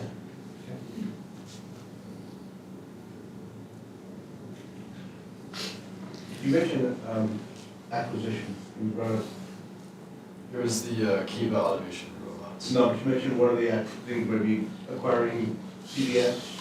Oh, yes, as a potential option for that was for our micro fulfillment, or omni-channel idea. What if you were looking at an acquisition, what would be the criteria looking at for an acquisition? What would you be looking for in that acquisition? Well, that would serve as more of a distribution channel for when we expand into rural areas. It wouldn't necessarily be an outright acquisition. It could be, but it could also just be a partnership, and maybe in areas, because we're talking about our idea of being very metro focused, but those last mile costs are going to increase as we get more and more rural. So having a hub in a CVS or maybe a big box store like Best Buy or something like that, we could have the existing Amazon locker system and maybe like a drive-to pickup location there, so it can simplify some of those costs and routes. So if you're going to work in a rural area, you can just stop or at even something like a gas station on the way home and pick up your package from an Amazon locker there. So my existing, I have physical store today. I have Whole Foods. I have a couple. Do I keep them? Do I grow them? Do I switch them out for these other things, what do we do with those? In this current idea, you'd keep those the same. This would just be an expansion upon that network and moving into different channels. So, what's the willingness to pay for convenience? Do you have room to, right, if you're providing an advantage, right? Can you move the pricing? Move the pricing how? Well, sorry. For Prime members, we wanted to not move the pricing at all because since we have such a large reduction in shipping and the fulfillment expenses, we wanted to keep pricing the same as a benefit to Prime. If you were not a Prime member, we wanted to charge, we don't have the exact percentage at this moment, but we wanted to charge a certain percentage of the sale towards what the convenience is.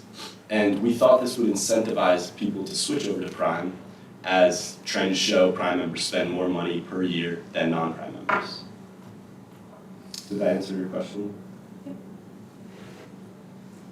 What's an answer? I'm a little confused, you're adding some more overhead to your system, and your costs are gonna be absorbed then for where? Because we're not assuming any more revenue.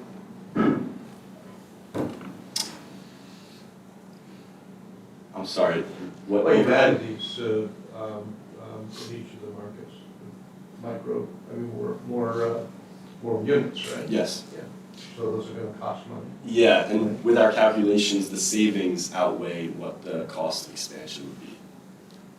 Okay, so the reduction in the expense per delivery as a result of having a better network is basically how you're monetizing the investment in the addition?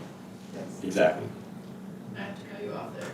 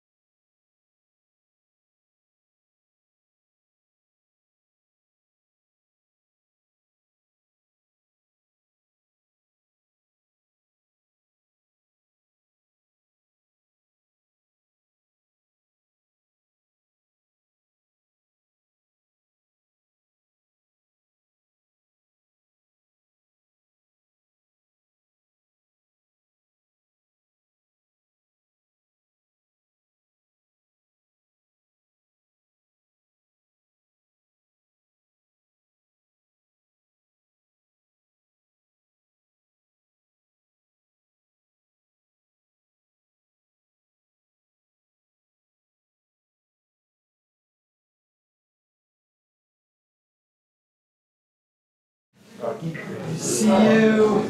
Good to see you.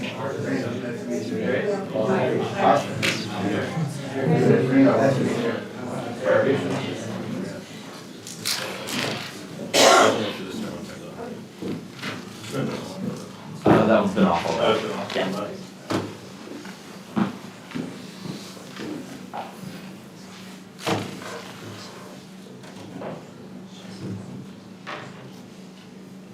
Hello everyone, congratulations team on making it to the finals.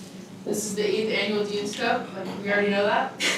I now request that all observers please be silent and please silence all cell phones. And at this time, I would ask the judges to please introduce themselves, starting with the lead judge. Good afternoon, my name is Reno Caruccio. I'm a retired finance exec from Amazon. I graduated here in 1984 and I'm on the GSP advisory board. Hi, my name is Claire Walton. I am retired and spent many years in the investment management business. And I now sit on a mutual fund board at BlackRock and on the advisory board of the Grossman Business School. Bill Davis graduated in 1971, before it was a business school here, majored in economics. Went on to a career of a number of different industries. Ran 5 different publicly traded companies at different times of my career. Retired 15 years ago and did a family office. Now I have a whole bunch of different companies that I monitor in my retirement. Good day again, Rocky DeWitt, professor of management in the business school. Let's see, a point of interest. Grew up on a dairy farm, and my first exposure to judging and giving verbal reasons was judging dairy cattle. Cool. Thank you, judges. The team will have 15 minutes to present. The remaining time will be displayed on the laptop. With 5 minutes remaining, I will hold up 5 minutes remaining, and at 1 minute remaining, I will hold up the 1 minute remaining sign. When the 15 minutes are up, I will stand to indicate the end of your time, and you may take up to 30 seconds to complete your last sentence. Judges then have 10 minutes to ask questions of the presenting team. Again, I will hold up 5 and 1 minute remaining, and I will stand to indicate the end of your time, and you may take up to 30 seconds to complete your last sentence. The team may now start your presentation. I will start the clock when the first presenter starts speaking. In 1997, a young Jeff Bezos wrote a letter to his shareholders saying that Amazon will become Earth's most customer-centric company. While the world saw a bookstore, Jeff saw logistics as the future of global dominance. He understood that Amazon didn't need to follow the market, it needed to become the market. I'm Jordan Duncan, represented with my talented colleagues, Austin Schupp. Andres Miguez. Eric Sensko. and we are Cascade Consulting. Today, we present to you Amazon's Age of Refinement, where our strategy drives those same promises forward. At its start, Amazon was more than just a business idea. It was a plan to change the world and the way consumers shop as we know it today. As customer base grew, so did its expansive logistics network to fulfill customers' needs. But what once was a blue market ocean has now shifted to a red. As we can see in the present, Shein and Temu dominate the lower pricing models, as well as competitors such as Target and Walmart, who have higher pricing but also deliver higher customer value. Specifically, Amazon's role within the market is delivering competitive pricing and a wide product offering while delivering customer value. For a given situation, how does Amazon increase customer value while remaining competitive? The answer to that is by utilizing their strengths of a strong forward logistics network, established customer base, as well as their Amazon Web Services. Simultaneously, it's important to mitigate the weaknesses of a weak returns infrastructure, small margins on items, as well as their high land and labor costs. So the key takeaway is, Amazon should utilize their scale to reduce inefficiencies to maintain market dominance. To achieve that, we came up with 4 solutions based on the following metrics, which is enhancing customer value, positive return on investments, promotes sustainable growth, and provides a competitive advantage. Based on those metrics, we have landed on 2 solutions, which is refining current logistical inefficiencies, as well as international expansion as it best suits our needs. So we present to you Project Horizon, powering the flywheel for the future. So, how does Amazon compete? Amazon should fix current problems and leverage existing infrastructure. So we have broken our solution down to 3 parts that follow a 3-year timeline, as well as an estimated target for success. First, refine Amazon Flex, which have an estimated $200 million in cost savings. Second, optimizing returns, which have a $2.8 billion on savings for return costs. Lastly, expand internationally. At the end of our timeline, we have an estimated 15% market capitalization of our first country of expansion. Let's see what it looks like. 50% of delivery costs come in that last mile. Amazon Flex sits at the core of fast delivery and reducing costs. As Amazon aims to expand the Flex program, first there are some key issues that need to be addressed. 78% of Flex drivers are experiencing technical difficulties within the app, as well as drivers are being sent down incorrect routes due to the outdated GPS, and this is leading to a delay in deliveries. So, we aim to boost the completion rate, increase our driver satisfaction, leading to a reduction in that last mile delivery costs. Our first step in refining Flex is going to be fixing the app performance. So, we're going to be upgrading our GPS by using high precision mapping, which will ensure 100% navigation in uptime zones. This is critical as Amazon aims to expand into rural areas while still keeping that offline mapping. Additionally, we're going to be fixing the Flex app technicalities. By utilizing AWS, we can decouple the functions of the app and reduce the overall malfunctions. We'll also be integrating the new Amazon Custom Assistant, which will help reduce that last mile delivery friction for our drivers. Overall, this will help us achieve a 98% completion rate. Our next step to refining Flex is going to be increasing our driver retention and satisfaction. It is critical that we ensure loyalty and longevity within the program. So, we're going to be offering our drivers on-duty fuel discounts. Through using partnerships through BP and WEX, our drivers will receive a 25% reduction in gas. Additionally, this is going to eliminate 15 to 25% of our drivers' gross expenses, as well as we're going to be introducing bonuses, such as holiday bonuses and other incentives, allowing us to put goodwill and trust into the company. Looking at our financials, you'll be saving $200 million and $176 million in net savings on that third year. You'll also be receiving a 12% return on investment. Now, refining Flex is critical. As Amazon aims to expand, it's crucial that we increase our driver satisfaction and retention rates while fixing this app in order to ensure success in last mile delivery. But delivery is only part of the Amazon process, the other being returns. And that's where the Amazon doorstep model comes into play, redefining the way consumers return by bringing the return to their doorstep. It all starts within the Amazon user interface, in which consumers upload photos as well as feedback on the actual return.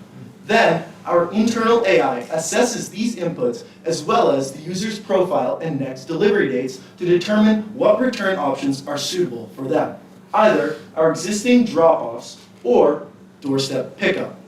As consumers confirm and continue, they're given the next steps to leaving their package on the porch, and our delivery service providers handle the rest, ensuring a seamless and fast return for our consumers. So let's take a deeper dive into what's actually happening here. Our internal AI assesses these inputs as well as photos and references our internal database and the existing listing. What this is going to do is determine the second life value of the product before we even receive the return. It's going to distinguish whether to donate, resell, or recycle the product. Now the savings don't stop there. By utilizing our own service providers to fulfill these returns, we reduce our need for third-party fulfillment, saving Amazon money while ensuring a seamless and fast return. So let's look at Tyler Williams, for example, a valuable and frequent Amazon customer who recently added a new friend to the family. Along with his buddy, he also purchased Tidy Cat's cat litter, a frequently purchased Amazon product. Now, unfortunately, this product didn't end up working out for Tyler, and he decided to return it. Under the old model, this would have lost Amazon $2.04 due to these major inefficiencies. However, by utilizing the savings and AI determination from the new model, we were able to generate a $9.42 tax deduction for our partnered seller, while simultaneously ensuring that Tyler's experience was top-notch. So, let's look at the financials. Over the next 4 years, Amazon will shift to a 35% increase in self-fulfilled logistics in the return department. This is going to generate 9% return on investment and accumulate to $2.76 billion in savings over these next 4 years. Ultimately, what the Amazon doorstep model does is positions itself at the top of the return delivery while saving Amazon and our sellers time and money. Now, refining the US market is just Amazon's first step. The next comes from international expansion. And this starts from the very first mile, using the process of regionalization, opening up an AWS local zone, and an inbound crossdock. From there, we use predictive sorting to get to our middle mile. This is where fulfillment centers and sorting centers come into play. From there, they give it to our last mile, which is done primarily through partnerships like Amazon Flex, delivery service providers, and the IF Space program. Overall, Amazon needs to focus on providing consumer value at the lowest possible cost. Now, moving on to AWS, this starts with opening up a local zone in each country. From there, this connects to a parent zone and uses all that data to process information. What this does is it allows us to use a bunch of AWS's existing programs like predictive stocking and random sorting. Overall, AWS is the main driver of Amazon's flywheel of growth. Now, let's take a closer look at the first expansion target, Vietnam. Vietnam is the best country for the first expansion because there's already an AWS local zone in Hanoi, 63% of digital consumers shop once per week, and there's an internet penetration of 80%, as well as having a median age that's directly within our target market. In addition, consumers have the ability to pay, 85% of them using an e-wallet. Now, in terms of the market as a whole, it was valued at $25 billion in 2024. It is expected to grow to $29 billion by 2029. And Vietnam has a population of over 100 million. Now, let's take a closer look at how this looks. Starting off with regionalization. Regionalization was a process first used in America. What this did is it regionalized the country into separate regions and allowed for independent supply networks in each one. What this looks like in Vietnam is a northern region and a southern region, about 50 million in population each, which increases efficiency, decreases cost, decreases delivery time, provides a more robust supply network. From there, we get to our AWS local zones.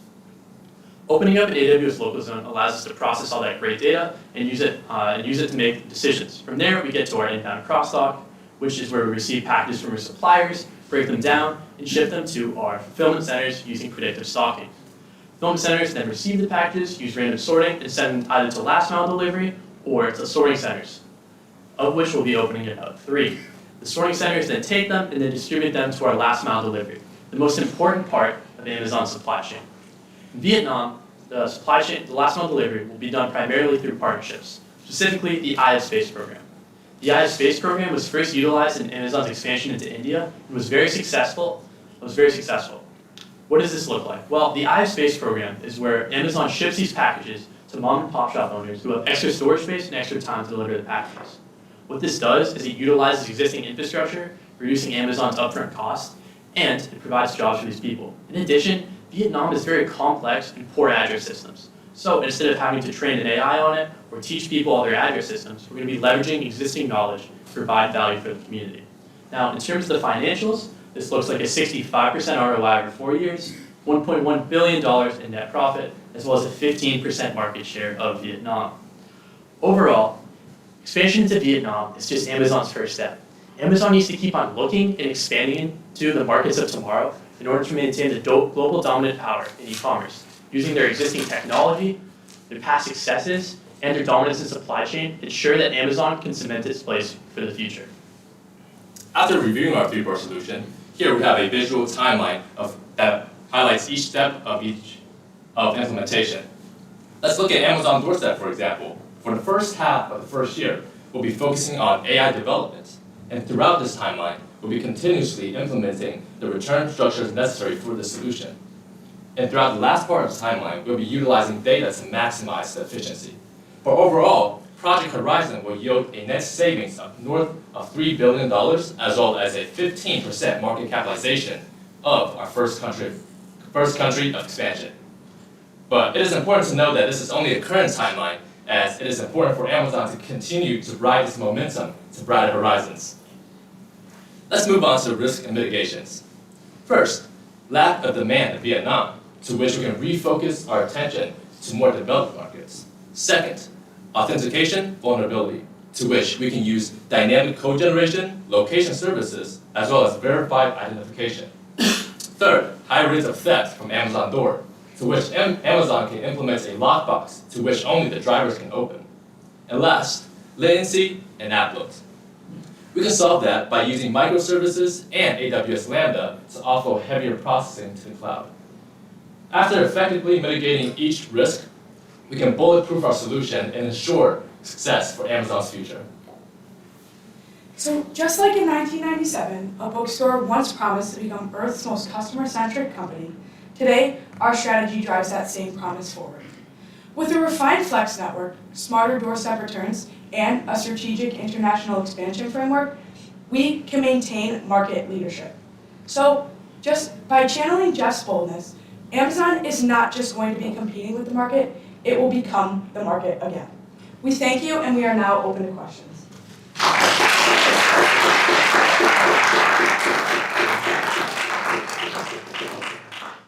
you, team. Judges will now have 10 minutes to ask questions to the presenting team. The lead judge may start whenever you're ready. Thanks.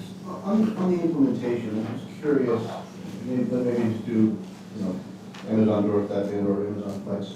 What are going to be the key KPIs that you're going to use to measure, hey, this is working, this is not working? What are going to be the KPIs?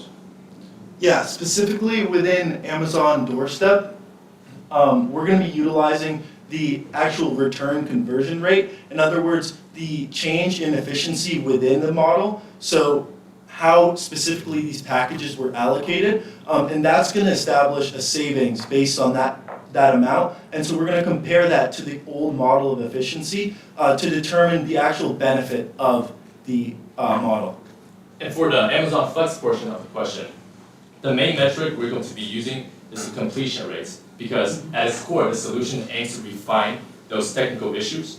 So by increasing that completion rate, that is the main metric that we're going to be chasing. And when you say completion rate, that's the rate to get the delivery to the customer? Yes, sir. Because as of currently, there's been multiple incidences of issues as well as delays within these deliveries. So we're going to aim to refine that. You talked about AWS as a driver of growth for Amazon. Can you explain that a little bit more and how that ties into your the solution you're proposing? Yeah, I'd love to. So AWS is what we see as the main competitive advantage for Amazon compared to any other company. Because Amazon already has all these data centers, it doesn't have to pay anybody else for processing data. They can use that data much more effectively. There's a bunch of great services like predictive stocking and random sorting that is what Amazon uses in order to make their warehouses as efficient as possible. So when you go to Walmart, for example, if they want to ship something out, they have to have a person walk around the Walmart, find the items and put it in the cart, and then walk out and ship it. For Amazon, they have a robot that knows exactly where the items are that have just been randomly placed there, brings it to the person picking the items, and puts it in their cart, and then delivers it. So it saves us a bunch of that cost compared to any other companies. I'd be interested to know a little bit more of the background of the global expansion, which makes sense for me, for companies dominating the U.S. market. So I'd like to know what the framework of what we're starting with in global markets. And the example you used, Vietnam, which is an interesting one. I would be thinking Italy or something a little bit closer to, where we are now. So could you give me a better picture of where we are globally? Of course. Yeah. So because Amazon has already expanded into a lot of countries in Europe, and there's already a great demand there, right? So, for example, if you're in Italy and you want to order from Amazon, it's very easy to get a package from Germany. So there's already some market capitalization there. But if you're in Vietnam, it's very difficult to get a package efficiently from anywhere because the nearest place that actually has an Amazon native server is Singapore, so it has to be shipped in boat or on freight, so it takes a long time for you to get your package. Additionally, Vietnam has been proven to have great demand. There's already a big e-commerce market there, and even despite this challenge, there's still demand, there's still orders coming in from Singapore. So we see that as an opportunity to capitalize on this market greatly. So my question would be, listing the top 10 potential countries, in addition to Vietnam. Is that in your return analysis, or are you just using Vietnam for now? So we just use Vietnam for now, but we've also talked about several other countries that could be open for expansion. For example, a good one we talked about was Bangladesh. It already has a lot of orders coming in through the border from India, but we don't think it's developed enough, and the e-commerce market is not big enough, as well as having like poor road infrastructure, the agri-system being like significantly complicated. We'd see it as hard for Amazon to effectively integrate into that market without having to pay a very large upfront cost. Kind of on the reverse of that is a place in Europe, for example, like you mentioned Italy. Italy would definitely have demand for Amazon, but because of the proximity to everything else, it is a possibility, but it's not as pressing. Following on that line, would you agree that GNI per capita in Vietnam is substantially different than the GNI per capita in other markets that Amazon serves? Yes, it would be, but Vietnam's growing. It's important to capitalize early, right? The first movers are often the people that capitalize the most off big growth. Amazon doesn't want to get left behind. In addition to this, Amazon has a history of taking these big bets. The e-commerce market didn't exist when Jeff Bezos first invested into it. So we see it as important to invest early and be the first movers. Okay, I'd like to follow on, please. So, right, Amazon ran into some challenges in retail locations in the US because of displacement of other existing small retailers. How would you sell this to the government of Vietnam as having value to the economic benefit of Vietnam? So by doing this, we're already utilizing a lot of local infrastructure and a lot of local employees. The last mile delivery is done mainly through partnerships. So we're not even taking over these mom and pop shops, we're not acquiring them or anything. We're just partnering them and giving them an opportunity to make more money. We're effectively injecting cash into the local economy. In addition, we have to build all this stuff. That creates a lot of local jobs and gives these local companies an opportunity in order to be contracted, to develop some expertise in the future of construction. So, just keep going with it, because Amazon in Italy is Amazon.it, Amazon France is Amazon.France. They have their own websites. Is this a website in Vietnam, or is it simply fulfillment in Vietnam with a global website? I mean, you have a specific Vietnam website, Amazon. Whatever it's VN or VT, I mean, how does that work? Yeah, it'd be a native Amazon server, so it'd actually have the Amazon.vt domain. I guess I go back to Rocky's question, is now you're setting up a storefront that before customers were going to retail places, that sort of thing, so it will take away from the, it's a new North storefront, it will take away from somebody that's selling on their own, right, or other websites, I'm sure. Yeah, to go off that point is currently the market is mainly dominated by foreign countries anyway. TikTok Shop, which is Chinese owned, is the main competitor, along with Lazy, which is owned in Indonesia.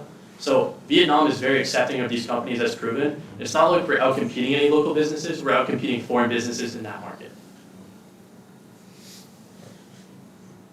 And how do you take market share from them? What are you offering that's not there now? Your target was 15% market share. Is that delivery widely used? Is that a big market in Vietnam? Yeah, the e-commerce market is growing and it's certainly large. Our main competitive advantage over these competitors, is that we'll be able to have faster delivery times. We can deliver more customer value. For example, a lot of the market in Vietnam is from very low margin and low cost items from places like TikTok Shop. And Vietnamese consumers have trouble getting more quality products. So Amazon is going to be supplying that. So we're going to be targeting more of an upper end of consumer to start. And then, as always, Amazon carries a very wide product offering. So anybody can order, we always have products for that. The gasoline savings, the 25% gasoline savings, where do they come from? Is it gas companies offer 25% less? Yeah, absolutely. So we're going to be utilizing our existing partnerships with BP and WEX. So Amazon already offers a 10-cent discount through BP for Prime members, and then we're kind of going to be adding on to that. So we're also going to be using WEX's technology, which already offers the infrastructure, leading to eliminating any security risks, like skimming or like where drivers would like take the gas for themselves. And my partner can also highlight some of the financial keys that we talked about. But just why BP would do it? They're doing it already for Prime members. So you're saying just do it now for the drivers? Yeah, by extending that partnership, we're able to capitalize with them, and that ensures that they're going to want to do this partnership as well, especially because we're offering them more drivers, more income as well. And moving on to the financial slide for Flex. So within our projection, we have taken in consideration of the expenses that will be associated with having this 25% gas discount for the drivers. But also within this, with our partnership with BP, we have cut down an additional 10 cents per gallon, 20 cents per gallon expense for Amazon, so that will be saving Amazon money. And we have considered that within our expenses and projection, and this value is going to continuously increase as more and more driver deliver with Flex, but this is just a current projection. One last question? So Super quick.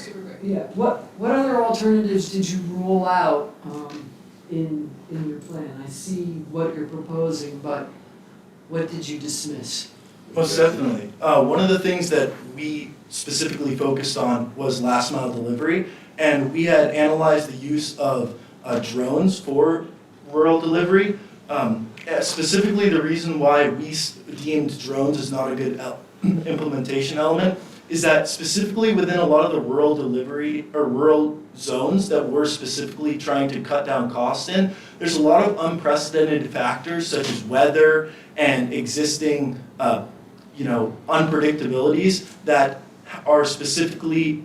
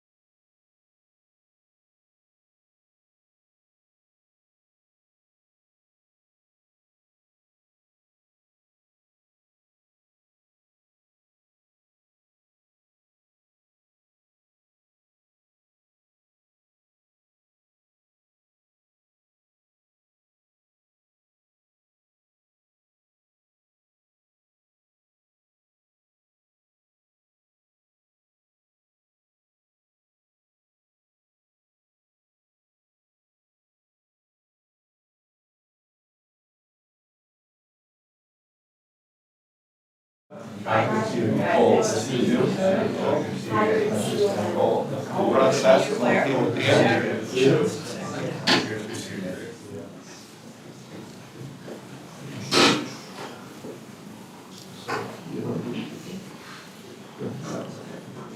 everyone, and congratulations teams on making it to the final round of the 8th Annual Dean's Cup.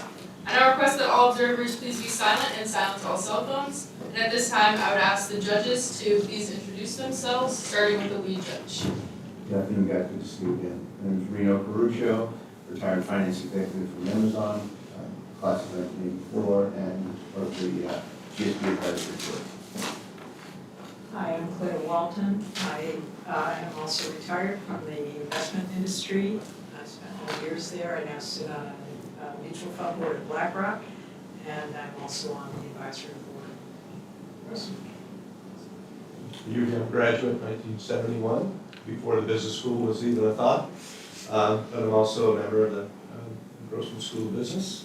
And my history's been a lot of different industries, and most notably, I was lead director for Green Mountain Coffee for 20 years, from going public to a very good, successful case study. I retired 15 years ago and started a family office, and I have a wide portfolio of companies that I watch. Good afternoon, Rocky DeWitt, Professor of Management in the Grossman School of Business. You know the routine. Thank you, judges. The team will have 15 minutes to present. The remaining time will be displayed on this laptop. With 5 minutes remaining, I will hold up the 5-minute remaining sign, and at 1 minute remaining, I will hold up the 1 minute remaining sign. When the 15 minutes are up, I will stand to indicate the end of your time, and you may take up to 30 seconds to complete your last sentence. Judges will then have 10 minutes to ask questions of the presenting team. Once again, I will signal 5 and 1 minute remaining, and you may take up to 30 seconds to complete your last sentence. The team may now start their presentation. I will start the clock when the first presenter begins speaking. Sometimes the most important part of a package isn't about what's inside the box, but how quickly you can move the box. And that's what Amazon is all about, providing millions of people with easy access to everyday essentials and fast delivery times right at their fingertips. Hi, I'm Dakota Sport. Today I'm accompanied by Pierce, Cole, and Josh, and together we are Visionary Consulting. Welcome to Project Parcel. So let's take a quick look at our overview for the day. We're going to walk you through some analyses and alternatives, follow that up with a deep dive into our solution overview, and conclude with risks and mitigations, as well as our implementation timeline.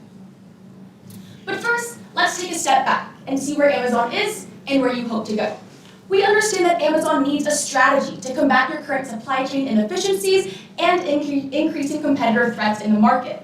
In order to do this, we have decided that it is essential for Amazon to regionalize your logistics data, increase the utilization rates of your Amazon lockers, and expand your shopping agent, known as Rufus AI. All of this in order to reduce your costs and maximize your consumer engagement. This is why we are confident that with the implementation of Project Parcel, we're going to be able to position Amazon for competitive advantages and optimize your supply chain logistics.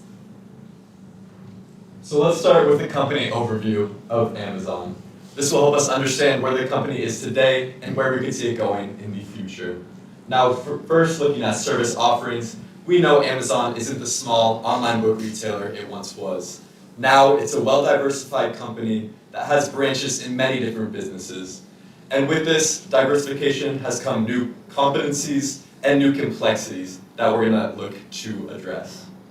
Next, with your company, we know you are the market leader in the online retail market space, and you have values such as innovation, customer satisfaction, and patience. So with our solution, we're gonna look to maintain your position as a market leader while adhering to your company values. And third, looking at your financials, over the last couple of years, we've seen rapid revenue growth, and with that, a high cost of revenue, specifically with your fulfillment costs. That is also going to be something we look to address with our solution.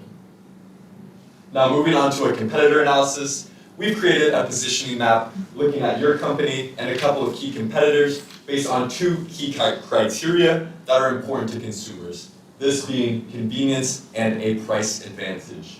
Now with this, we see Amazon is rated the highest in terms of convenience and strongly positioned with a good price advantage.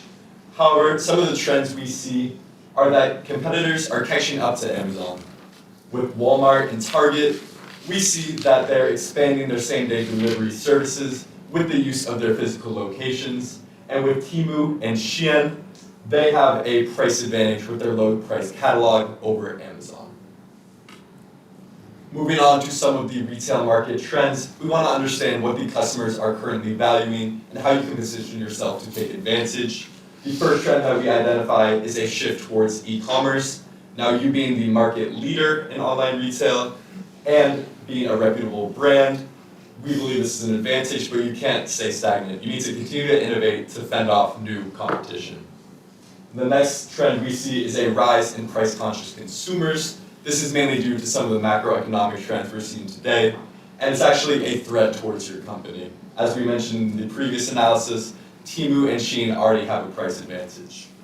And third, with globalization and increased standards for delivery, we actually see this as a unique opportunity for Amazon. Because you have less physical locations than some competitors, you can fully take advantage of this shift towards e-commerce. However, we also need to create some new competencies to maintain competitiveness in the global market. Now, bringing all this analysis together, we've created a problem identification to find the main problem we see in Amazon today. This being, how does Amazon create value with its supply chain while also positioning itself for the long term to maintain its competitive edge? Now, to address this, we're taking a look at 3 key areas and the root cause for each to address them. Now, the first key area is a successful integration of the new supply chain system with your 8 regions. For this, we need to ask Amazon where it should place its focus to reduce complexity and make a more efficient supply chain. Secondly, we are looking at long-term positioning against competitors. How should Amazon use its dominant market position to stay ahead? And third, improving perceived customer value. What sort of innovations does Amazon need to make to match market trends and continue to drive customer value? So now we'll move on to our alternatives. So let's take a look at some of the other key considerations that we deliberated on for your company. If you look left to right, you can see we began with expansion considerations. These being physical locations such as Amazon Go and Amazon Fresh, as well as opportunities like Whole Foods. However, we also understand that Amazon is currently moving away from their brick and mortar facilities, and so we saw this as an inoptimal solution for your current needs.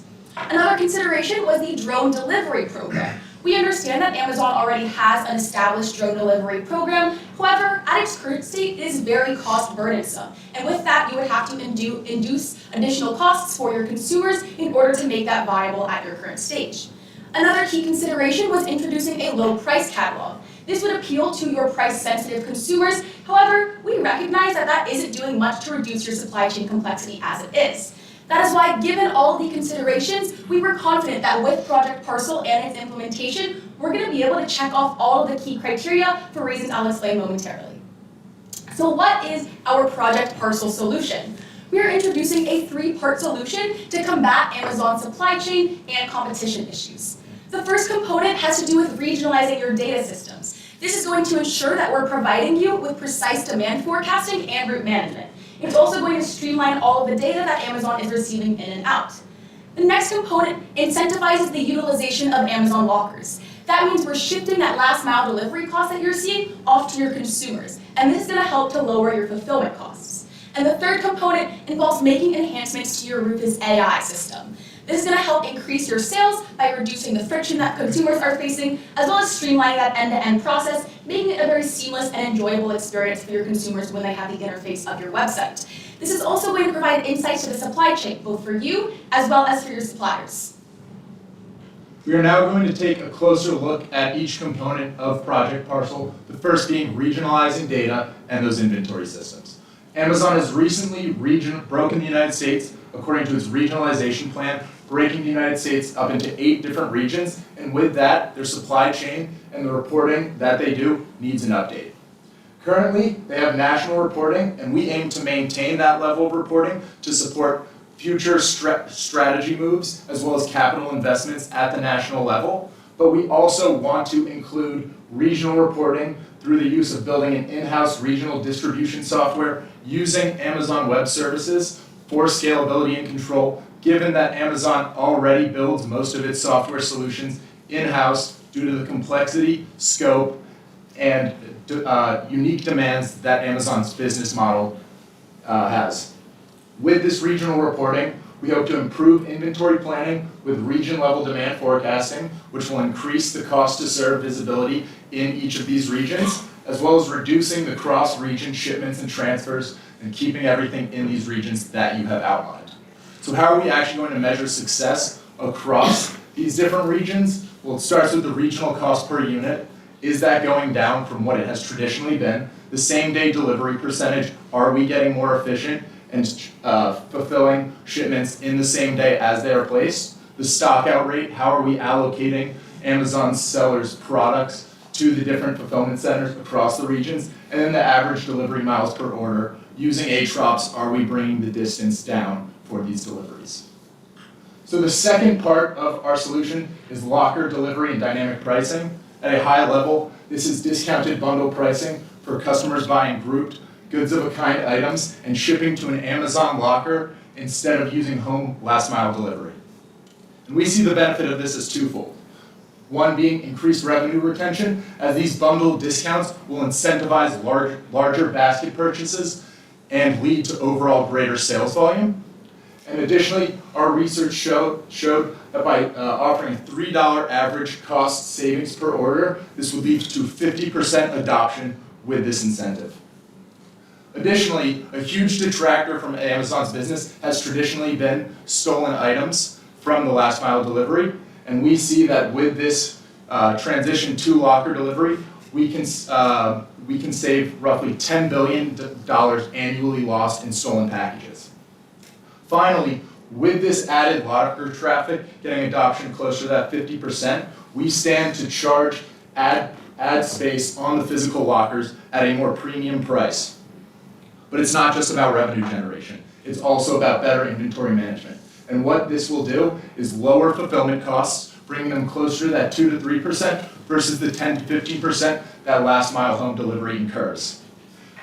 From an inventory management perspective, it will consolidate similar SKUs and product items in the actual inventory and fulfillment centers, making shipping these products and packages easier as they're more frequently bundled goods purchased together. This will improve demand predictability and increase route density as these shipments go to these centralized locker locations and lowering the cost per package. The final part of our solution is Rufus AI and specifically enhancements to its existing structure. But it's important to first note where Rufus AI is as it stands today. Rufus AI is currently being used to find and compare products, answer product questions, offer personalized recommendations, and set price alerts. At its base, it is a product discovery agent, but that's not where we see the full potential of it going. With our enhanced Rufus AI features, we see that Amazon and Rufus AI has the potential to become more of an Amazon relationship management agent and help take care of the entire sales to delivery process and automating that. For sellers, we see that this will help collect purchasing data, real-time insights, and listing optimizations that will be relayed to that regional software, again, helping to improve inventory management, where things are selling, how often, and what are the actual products. And then for buyers, helping to start the return and process, cancellation process, making account changes such as modifying payments, updating addresses or any account settings, and also helping to manage your subscriptions, Prime, adding new profiles, and all of the Amazon-related subscriptions. So what are the financial implications of this plan? Well, if we look at our financial analysis, we see that about 1 in 4 customers currently use their Amazon lockers. But according to a study from McKinsey, if we provide a financial incentive for customers to use them of about $3 on average per package, we can see up to 50% of your customers using these Amazon lockers. Now, if we get that full extra 25% of your customers using these lockers, we could see up to $5 billion in savings per year from both a reduction in delivery costs from about 10 to 15% of your current revenue down to 2 to 3%, according to Deutsche Bank. And as well as by reducing the packages stolen, you have about $10 billion of packages stolen every year. We can reduce that by about $3 billion. We also expect that to be about overall 9% savings of your total delivery costs and fulfillment expenses. Now, to engage in these plans and actually set them on the right track, we first have to have, in the first year, some data. We have to build pricing algorithms, build the software, and make sure we test them to ensure they are successful. We'll see that the pricing algorithm, we want to make sure that it stays giving discounts about in that $3 range per order. And for Route Z, I want to make sure that the customers actually enjoy this customer relationship management experience. By year 3, we expect to fully release these after testing to ensure we get the correct KPIs and measure the correct capabilities to ensure they're successful. Now, for our plan, there are some risks, but we feel like we've mitigated them in many ways.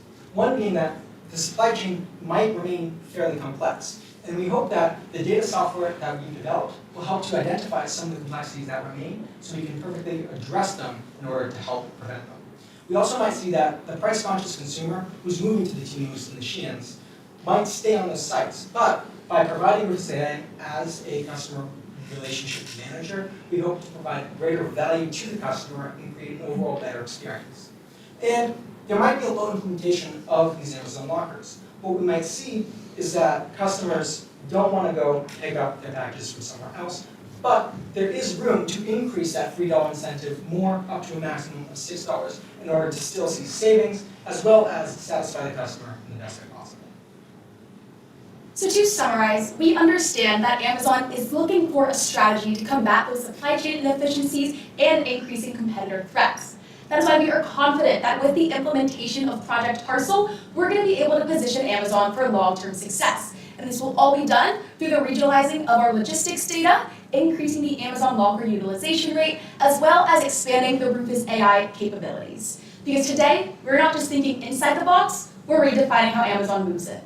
Thank you, and we would love to open the floor to questions.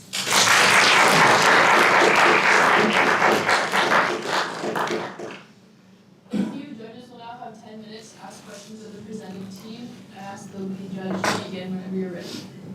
Thanks, guys. On the locker incentive, the $3 per order, $3 per order. A lot of the Amazon packages are delivered by third party. So I'm assuming that the third party would, third party, would you ask the third party to contribute that $3 incentive to the customers, or would Amazon just eat it and let the third party use the products and, for the shipping? What would you do with the third party? Or if you increase it to $6, would you have the third party to also share in that incentive? We don't necessarily expect the third party to pay some of that incentive. We still see significant cost savings if we pay that full incentive ourselves as Amazon of that $5 billion. We can pass some of that off to the seller, but that's not necessary. And if we want to keep their customer relationships with the sellers, we might not want to. Okay. So I'm just trying to get a sense of the scope of this. You're saying 1 in 4 customers are already using this? Right. Well, that's a very high number, given the scope and the geography of Amazon's business. Talk about how you got to this $3 incentive, encouraging more people to use the lockers. So there was a study performed by McKinsey talking about the overall future of packaging and delivery and how that will play out over the next 10 years. And within that study, they had performed a survey addressing, would people want to use lockers like this, and if so, how high would that get by providing an incentive? And that study showed that up to 50% of customers would use lockers if there was that $3 incentive. When this comes to Amazon specifically, we have a testing phase in year 2 about to ensure that it's actually effective for Amazon. So if it is not successful, we can just quickly shift gears. And you're talking about 1 in 4 as the number of customers. How does that relate to the percentage of their revenue? As in what percentage of the revenue is That's 25% of their customers. Mm-hmm. Is that 25% of their revenue, or does that tie directly to their percentage of revenue? That does not necessarily tie directly to the percentage of revenue, but it should generally be in that same area. We don't have specific statistics to ensure that it is exactly that, but it should be about that. Carry on with that. Presently, how many lockers are in the U.S.? And primarily, where are they located other than probably the Whole Foods, but do they have, and if you triple that number, they're gonna be locations that you can find that'll put those in? So about 100,000 Amazon lockers are in the US right now. Obviously at Whole Foods, and we will be able to find new locations to put those lockers through our software that we expect to develop.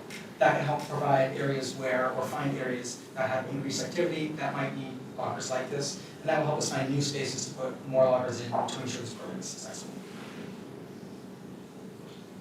And talk a little bit about the AI, Rufus AI. Is that a closed AI system that's just within Amazon? Yes, it is. Yeah, Rufus AI was developed by AWS. So in terms of any data concerns, security breaches, it would be compliant. All of this information that is currently tied to your Amazon account would still be within the Amazon ecosystem of data management. So there's no really privacy concerns with that AI because the information is still with Amazon somewhere already. And how is that, just one more thing. How is that reducing friction in your supply chain? The improvement? Yeah, so, looking at the data of where shopping is happening and relaying that actually to our regional software allows just for better inventory management. Where are the sales happening for what types of products, how often, and then how do you actually move the products and manage your inventory to get products in those fulfillment centers where high velocity of sales are happening. It's my understanding, I'm a board of Grossman agent, we utilize Amazon sellers, and using the AI software right now. And we get reports back every hour about changes even during the day, and have to react to them. So I think they're pretty well entrenched already working with the customers with this software. I'm wondering incrementally, what else is, so you're saying they're not using it to tie into the inventory of the eight regionals? We're saying that currently right now it is a shopping agent, and we actually, in our research, we found a study from China looking at the uses of strictly shopping agents. So when I mean shopping agent, I'm saying it's helping to discover products and then filter based on features that you want. And then with that, so the products themselves, I don't imagine are getting relayed, and not the data of these purchasing patterns are not being used to the full extent that they could be to, again, optimize where we're keeping inventory, where is it going, what regions are we seeing the highest number of sales coming from, and then managing from there. And then also within those regional facilities, where are we keeping, how is our inventory organized so that with these bundled goods that we are offering with our locker incentive, how can we just make it even easier to get a package out and ship same day? So I'm going to take you on a different tack. Like, what's the value of Whole Foods to Amazon? Is it just a place to keep lockers? That's it's a profit center, properly managed, and higher end demographics that they have availability to 500 units. I don't want to answer the question, but I'd like to have you answer it. Yeah, I 100% agree. I think it's a form of diversification. You're moving more into that grocery space and at a higher price point. So it's just a new form of revenue with a little bit more security. People need their groceries, and there are demographics that just support that higher price point. So it is just an extension and another lever for revenue generation. But I do believe you mentioned in your presentation something about concerns about the wherewithal of the pocketbook in the current environment. So is there still that segment that can spend $7.50 on a donut? There is. So in more lower income environments, there is that strain on the pocket. A lot of people aren't purchasing as much, but we still see high income consumers spending significant amounts of money for higher quality products at grocery stores like Whole Foods and other places. I think it's important to mention as well. Wait, sorry, can you repeat the question? Keep Whole Foods or not? Oh, yeah, sorry. So with the squeeze on people's income, that's more for discretionary spending we see Whole Foods as sort of more of a necessity, where another trend we see today is people are more health conscious, so maybe they're willing to spend a little bit of a premium on groceries and food, which isn't as discretionary as, say, like a vacation or new clothes. So the lockers at Whole Foods make sense. Yes, also as we see it for the placement of Amazon lockers in other grocery stores, competitors such as Kroger, Publix, etc., Amazon doesn't actually pay to place their property there. And the benefit and studies have shown and proven the fact that if a consumer is going to pick up an Amazon package at a facility such as a competing grocery store, they are more likely to then shop in that grocery facility. And so we see these tied directly hand in hand. If we place your Amazon lockers at these Whole Food Market facilities, your consumers are directly correlated to be more likely to then go shop at that store as opposed to a competitor of yours.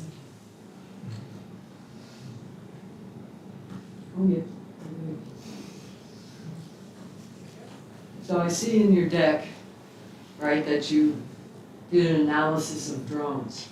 Did you really think there was that much promise to use time to do the analysis of drones? And is there ever a time when you think drones would be part of the solution? I think drones should be part of the solution in 5 to 10 years. Amazon has their current drone program actually right now. They're testing drone delivery in Arizona. But the difficulty with drones in their current state is it's much more expensive to use them in delivery than other methods. I believe in Arizona they're seeing about a $10 to $13 charge, even if you're a Prime member, to use drones for delivery for that fast delivery. If we want you to expand that program, it would be significantly more expensive as well. Amazon's drones are currently very expensive. We've seen in the $10,000 to $20,000 range. I don't have an exact number for that, it's not publicly available.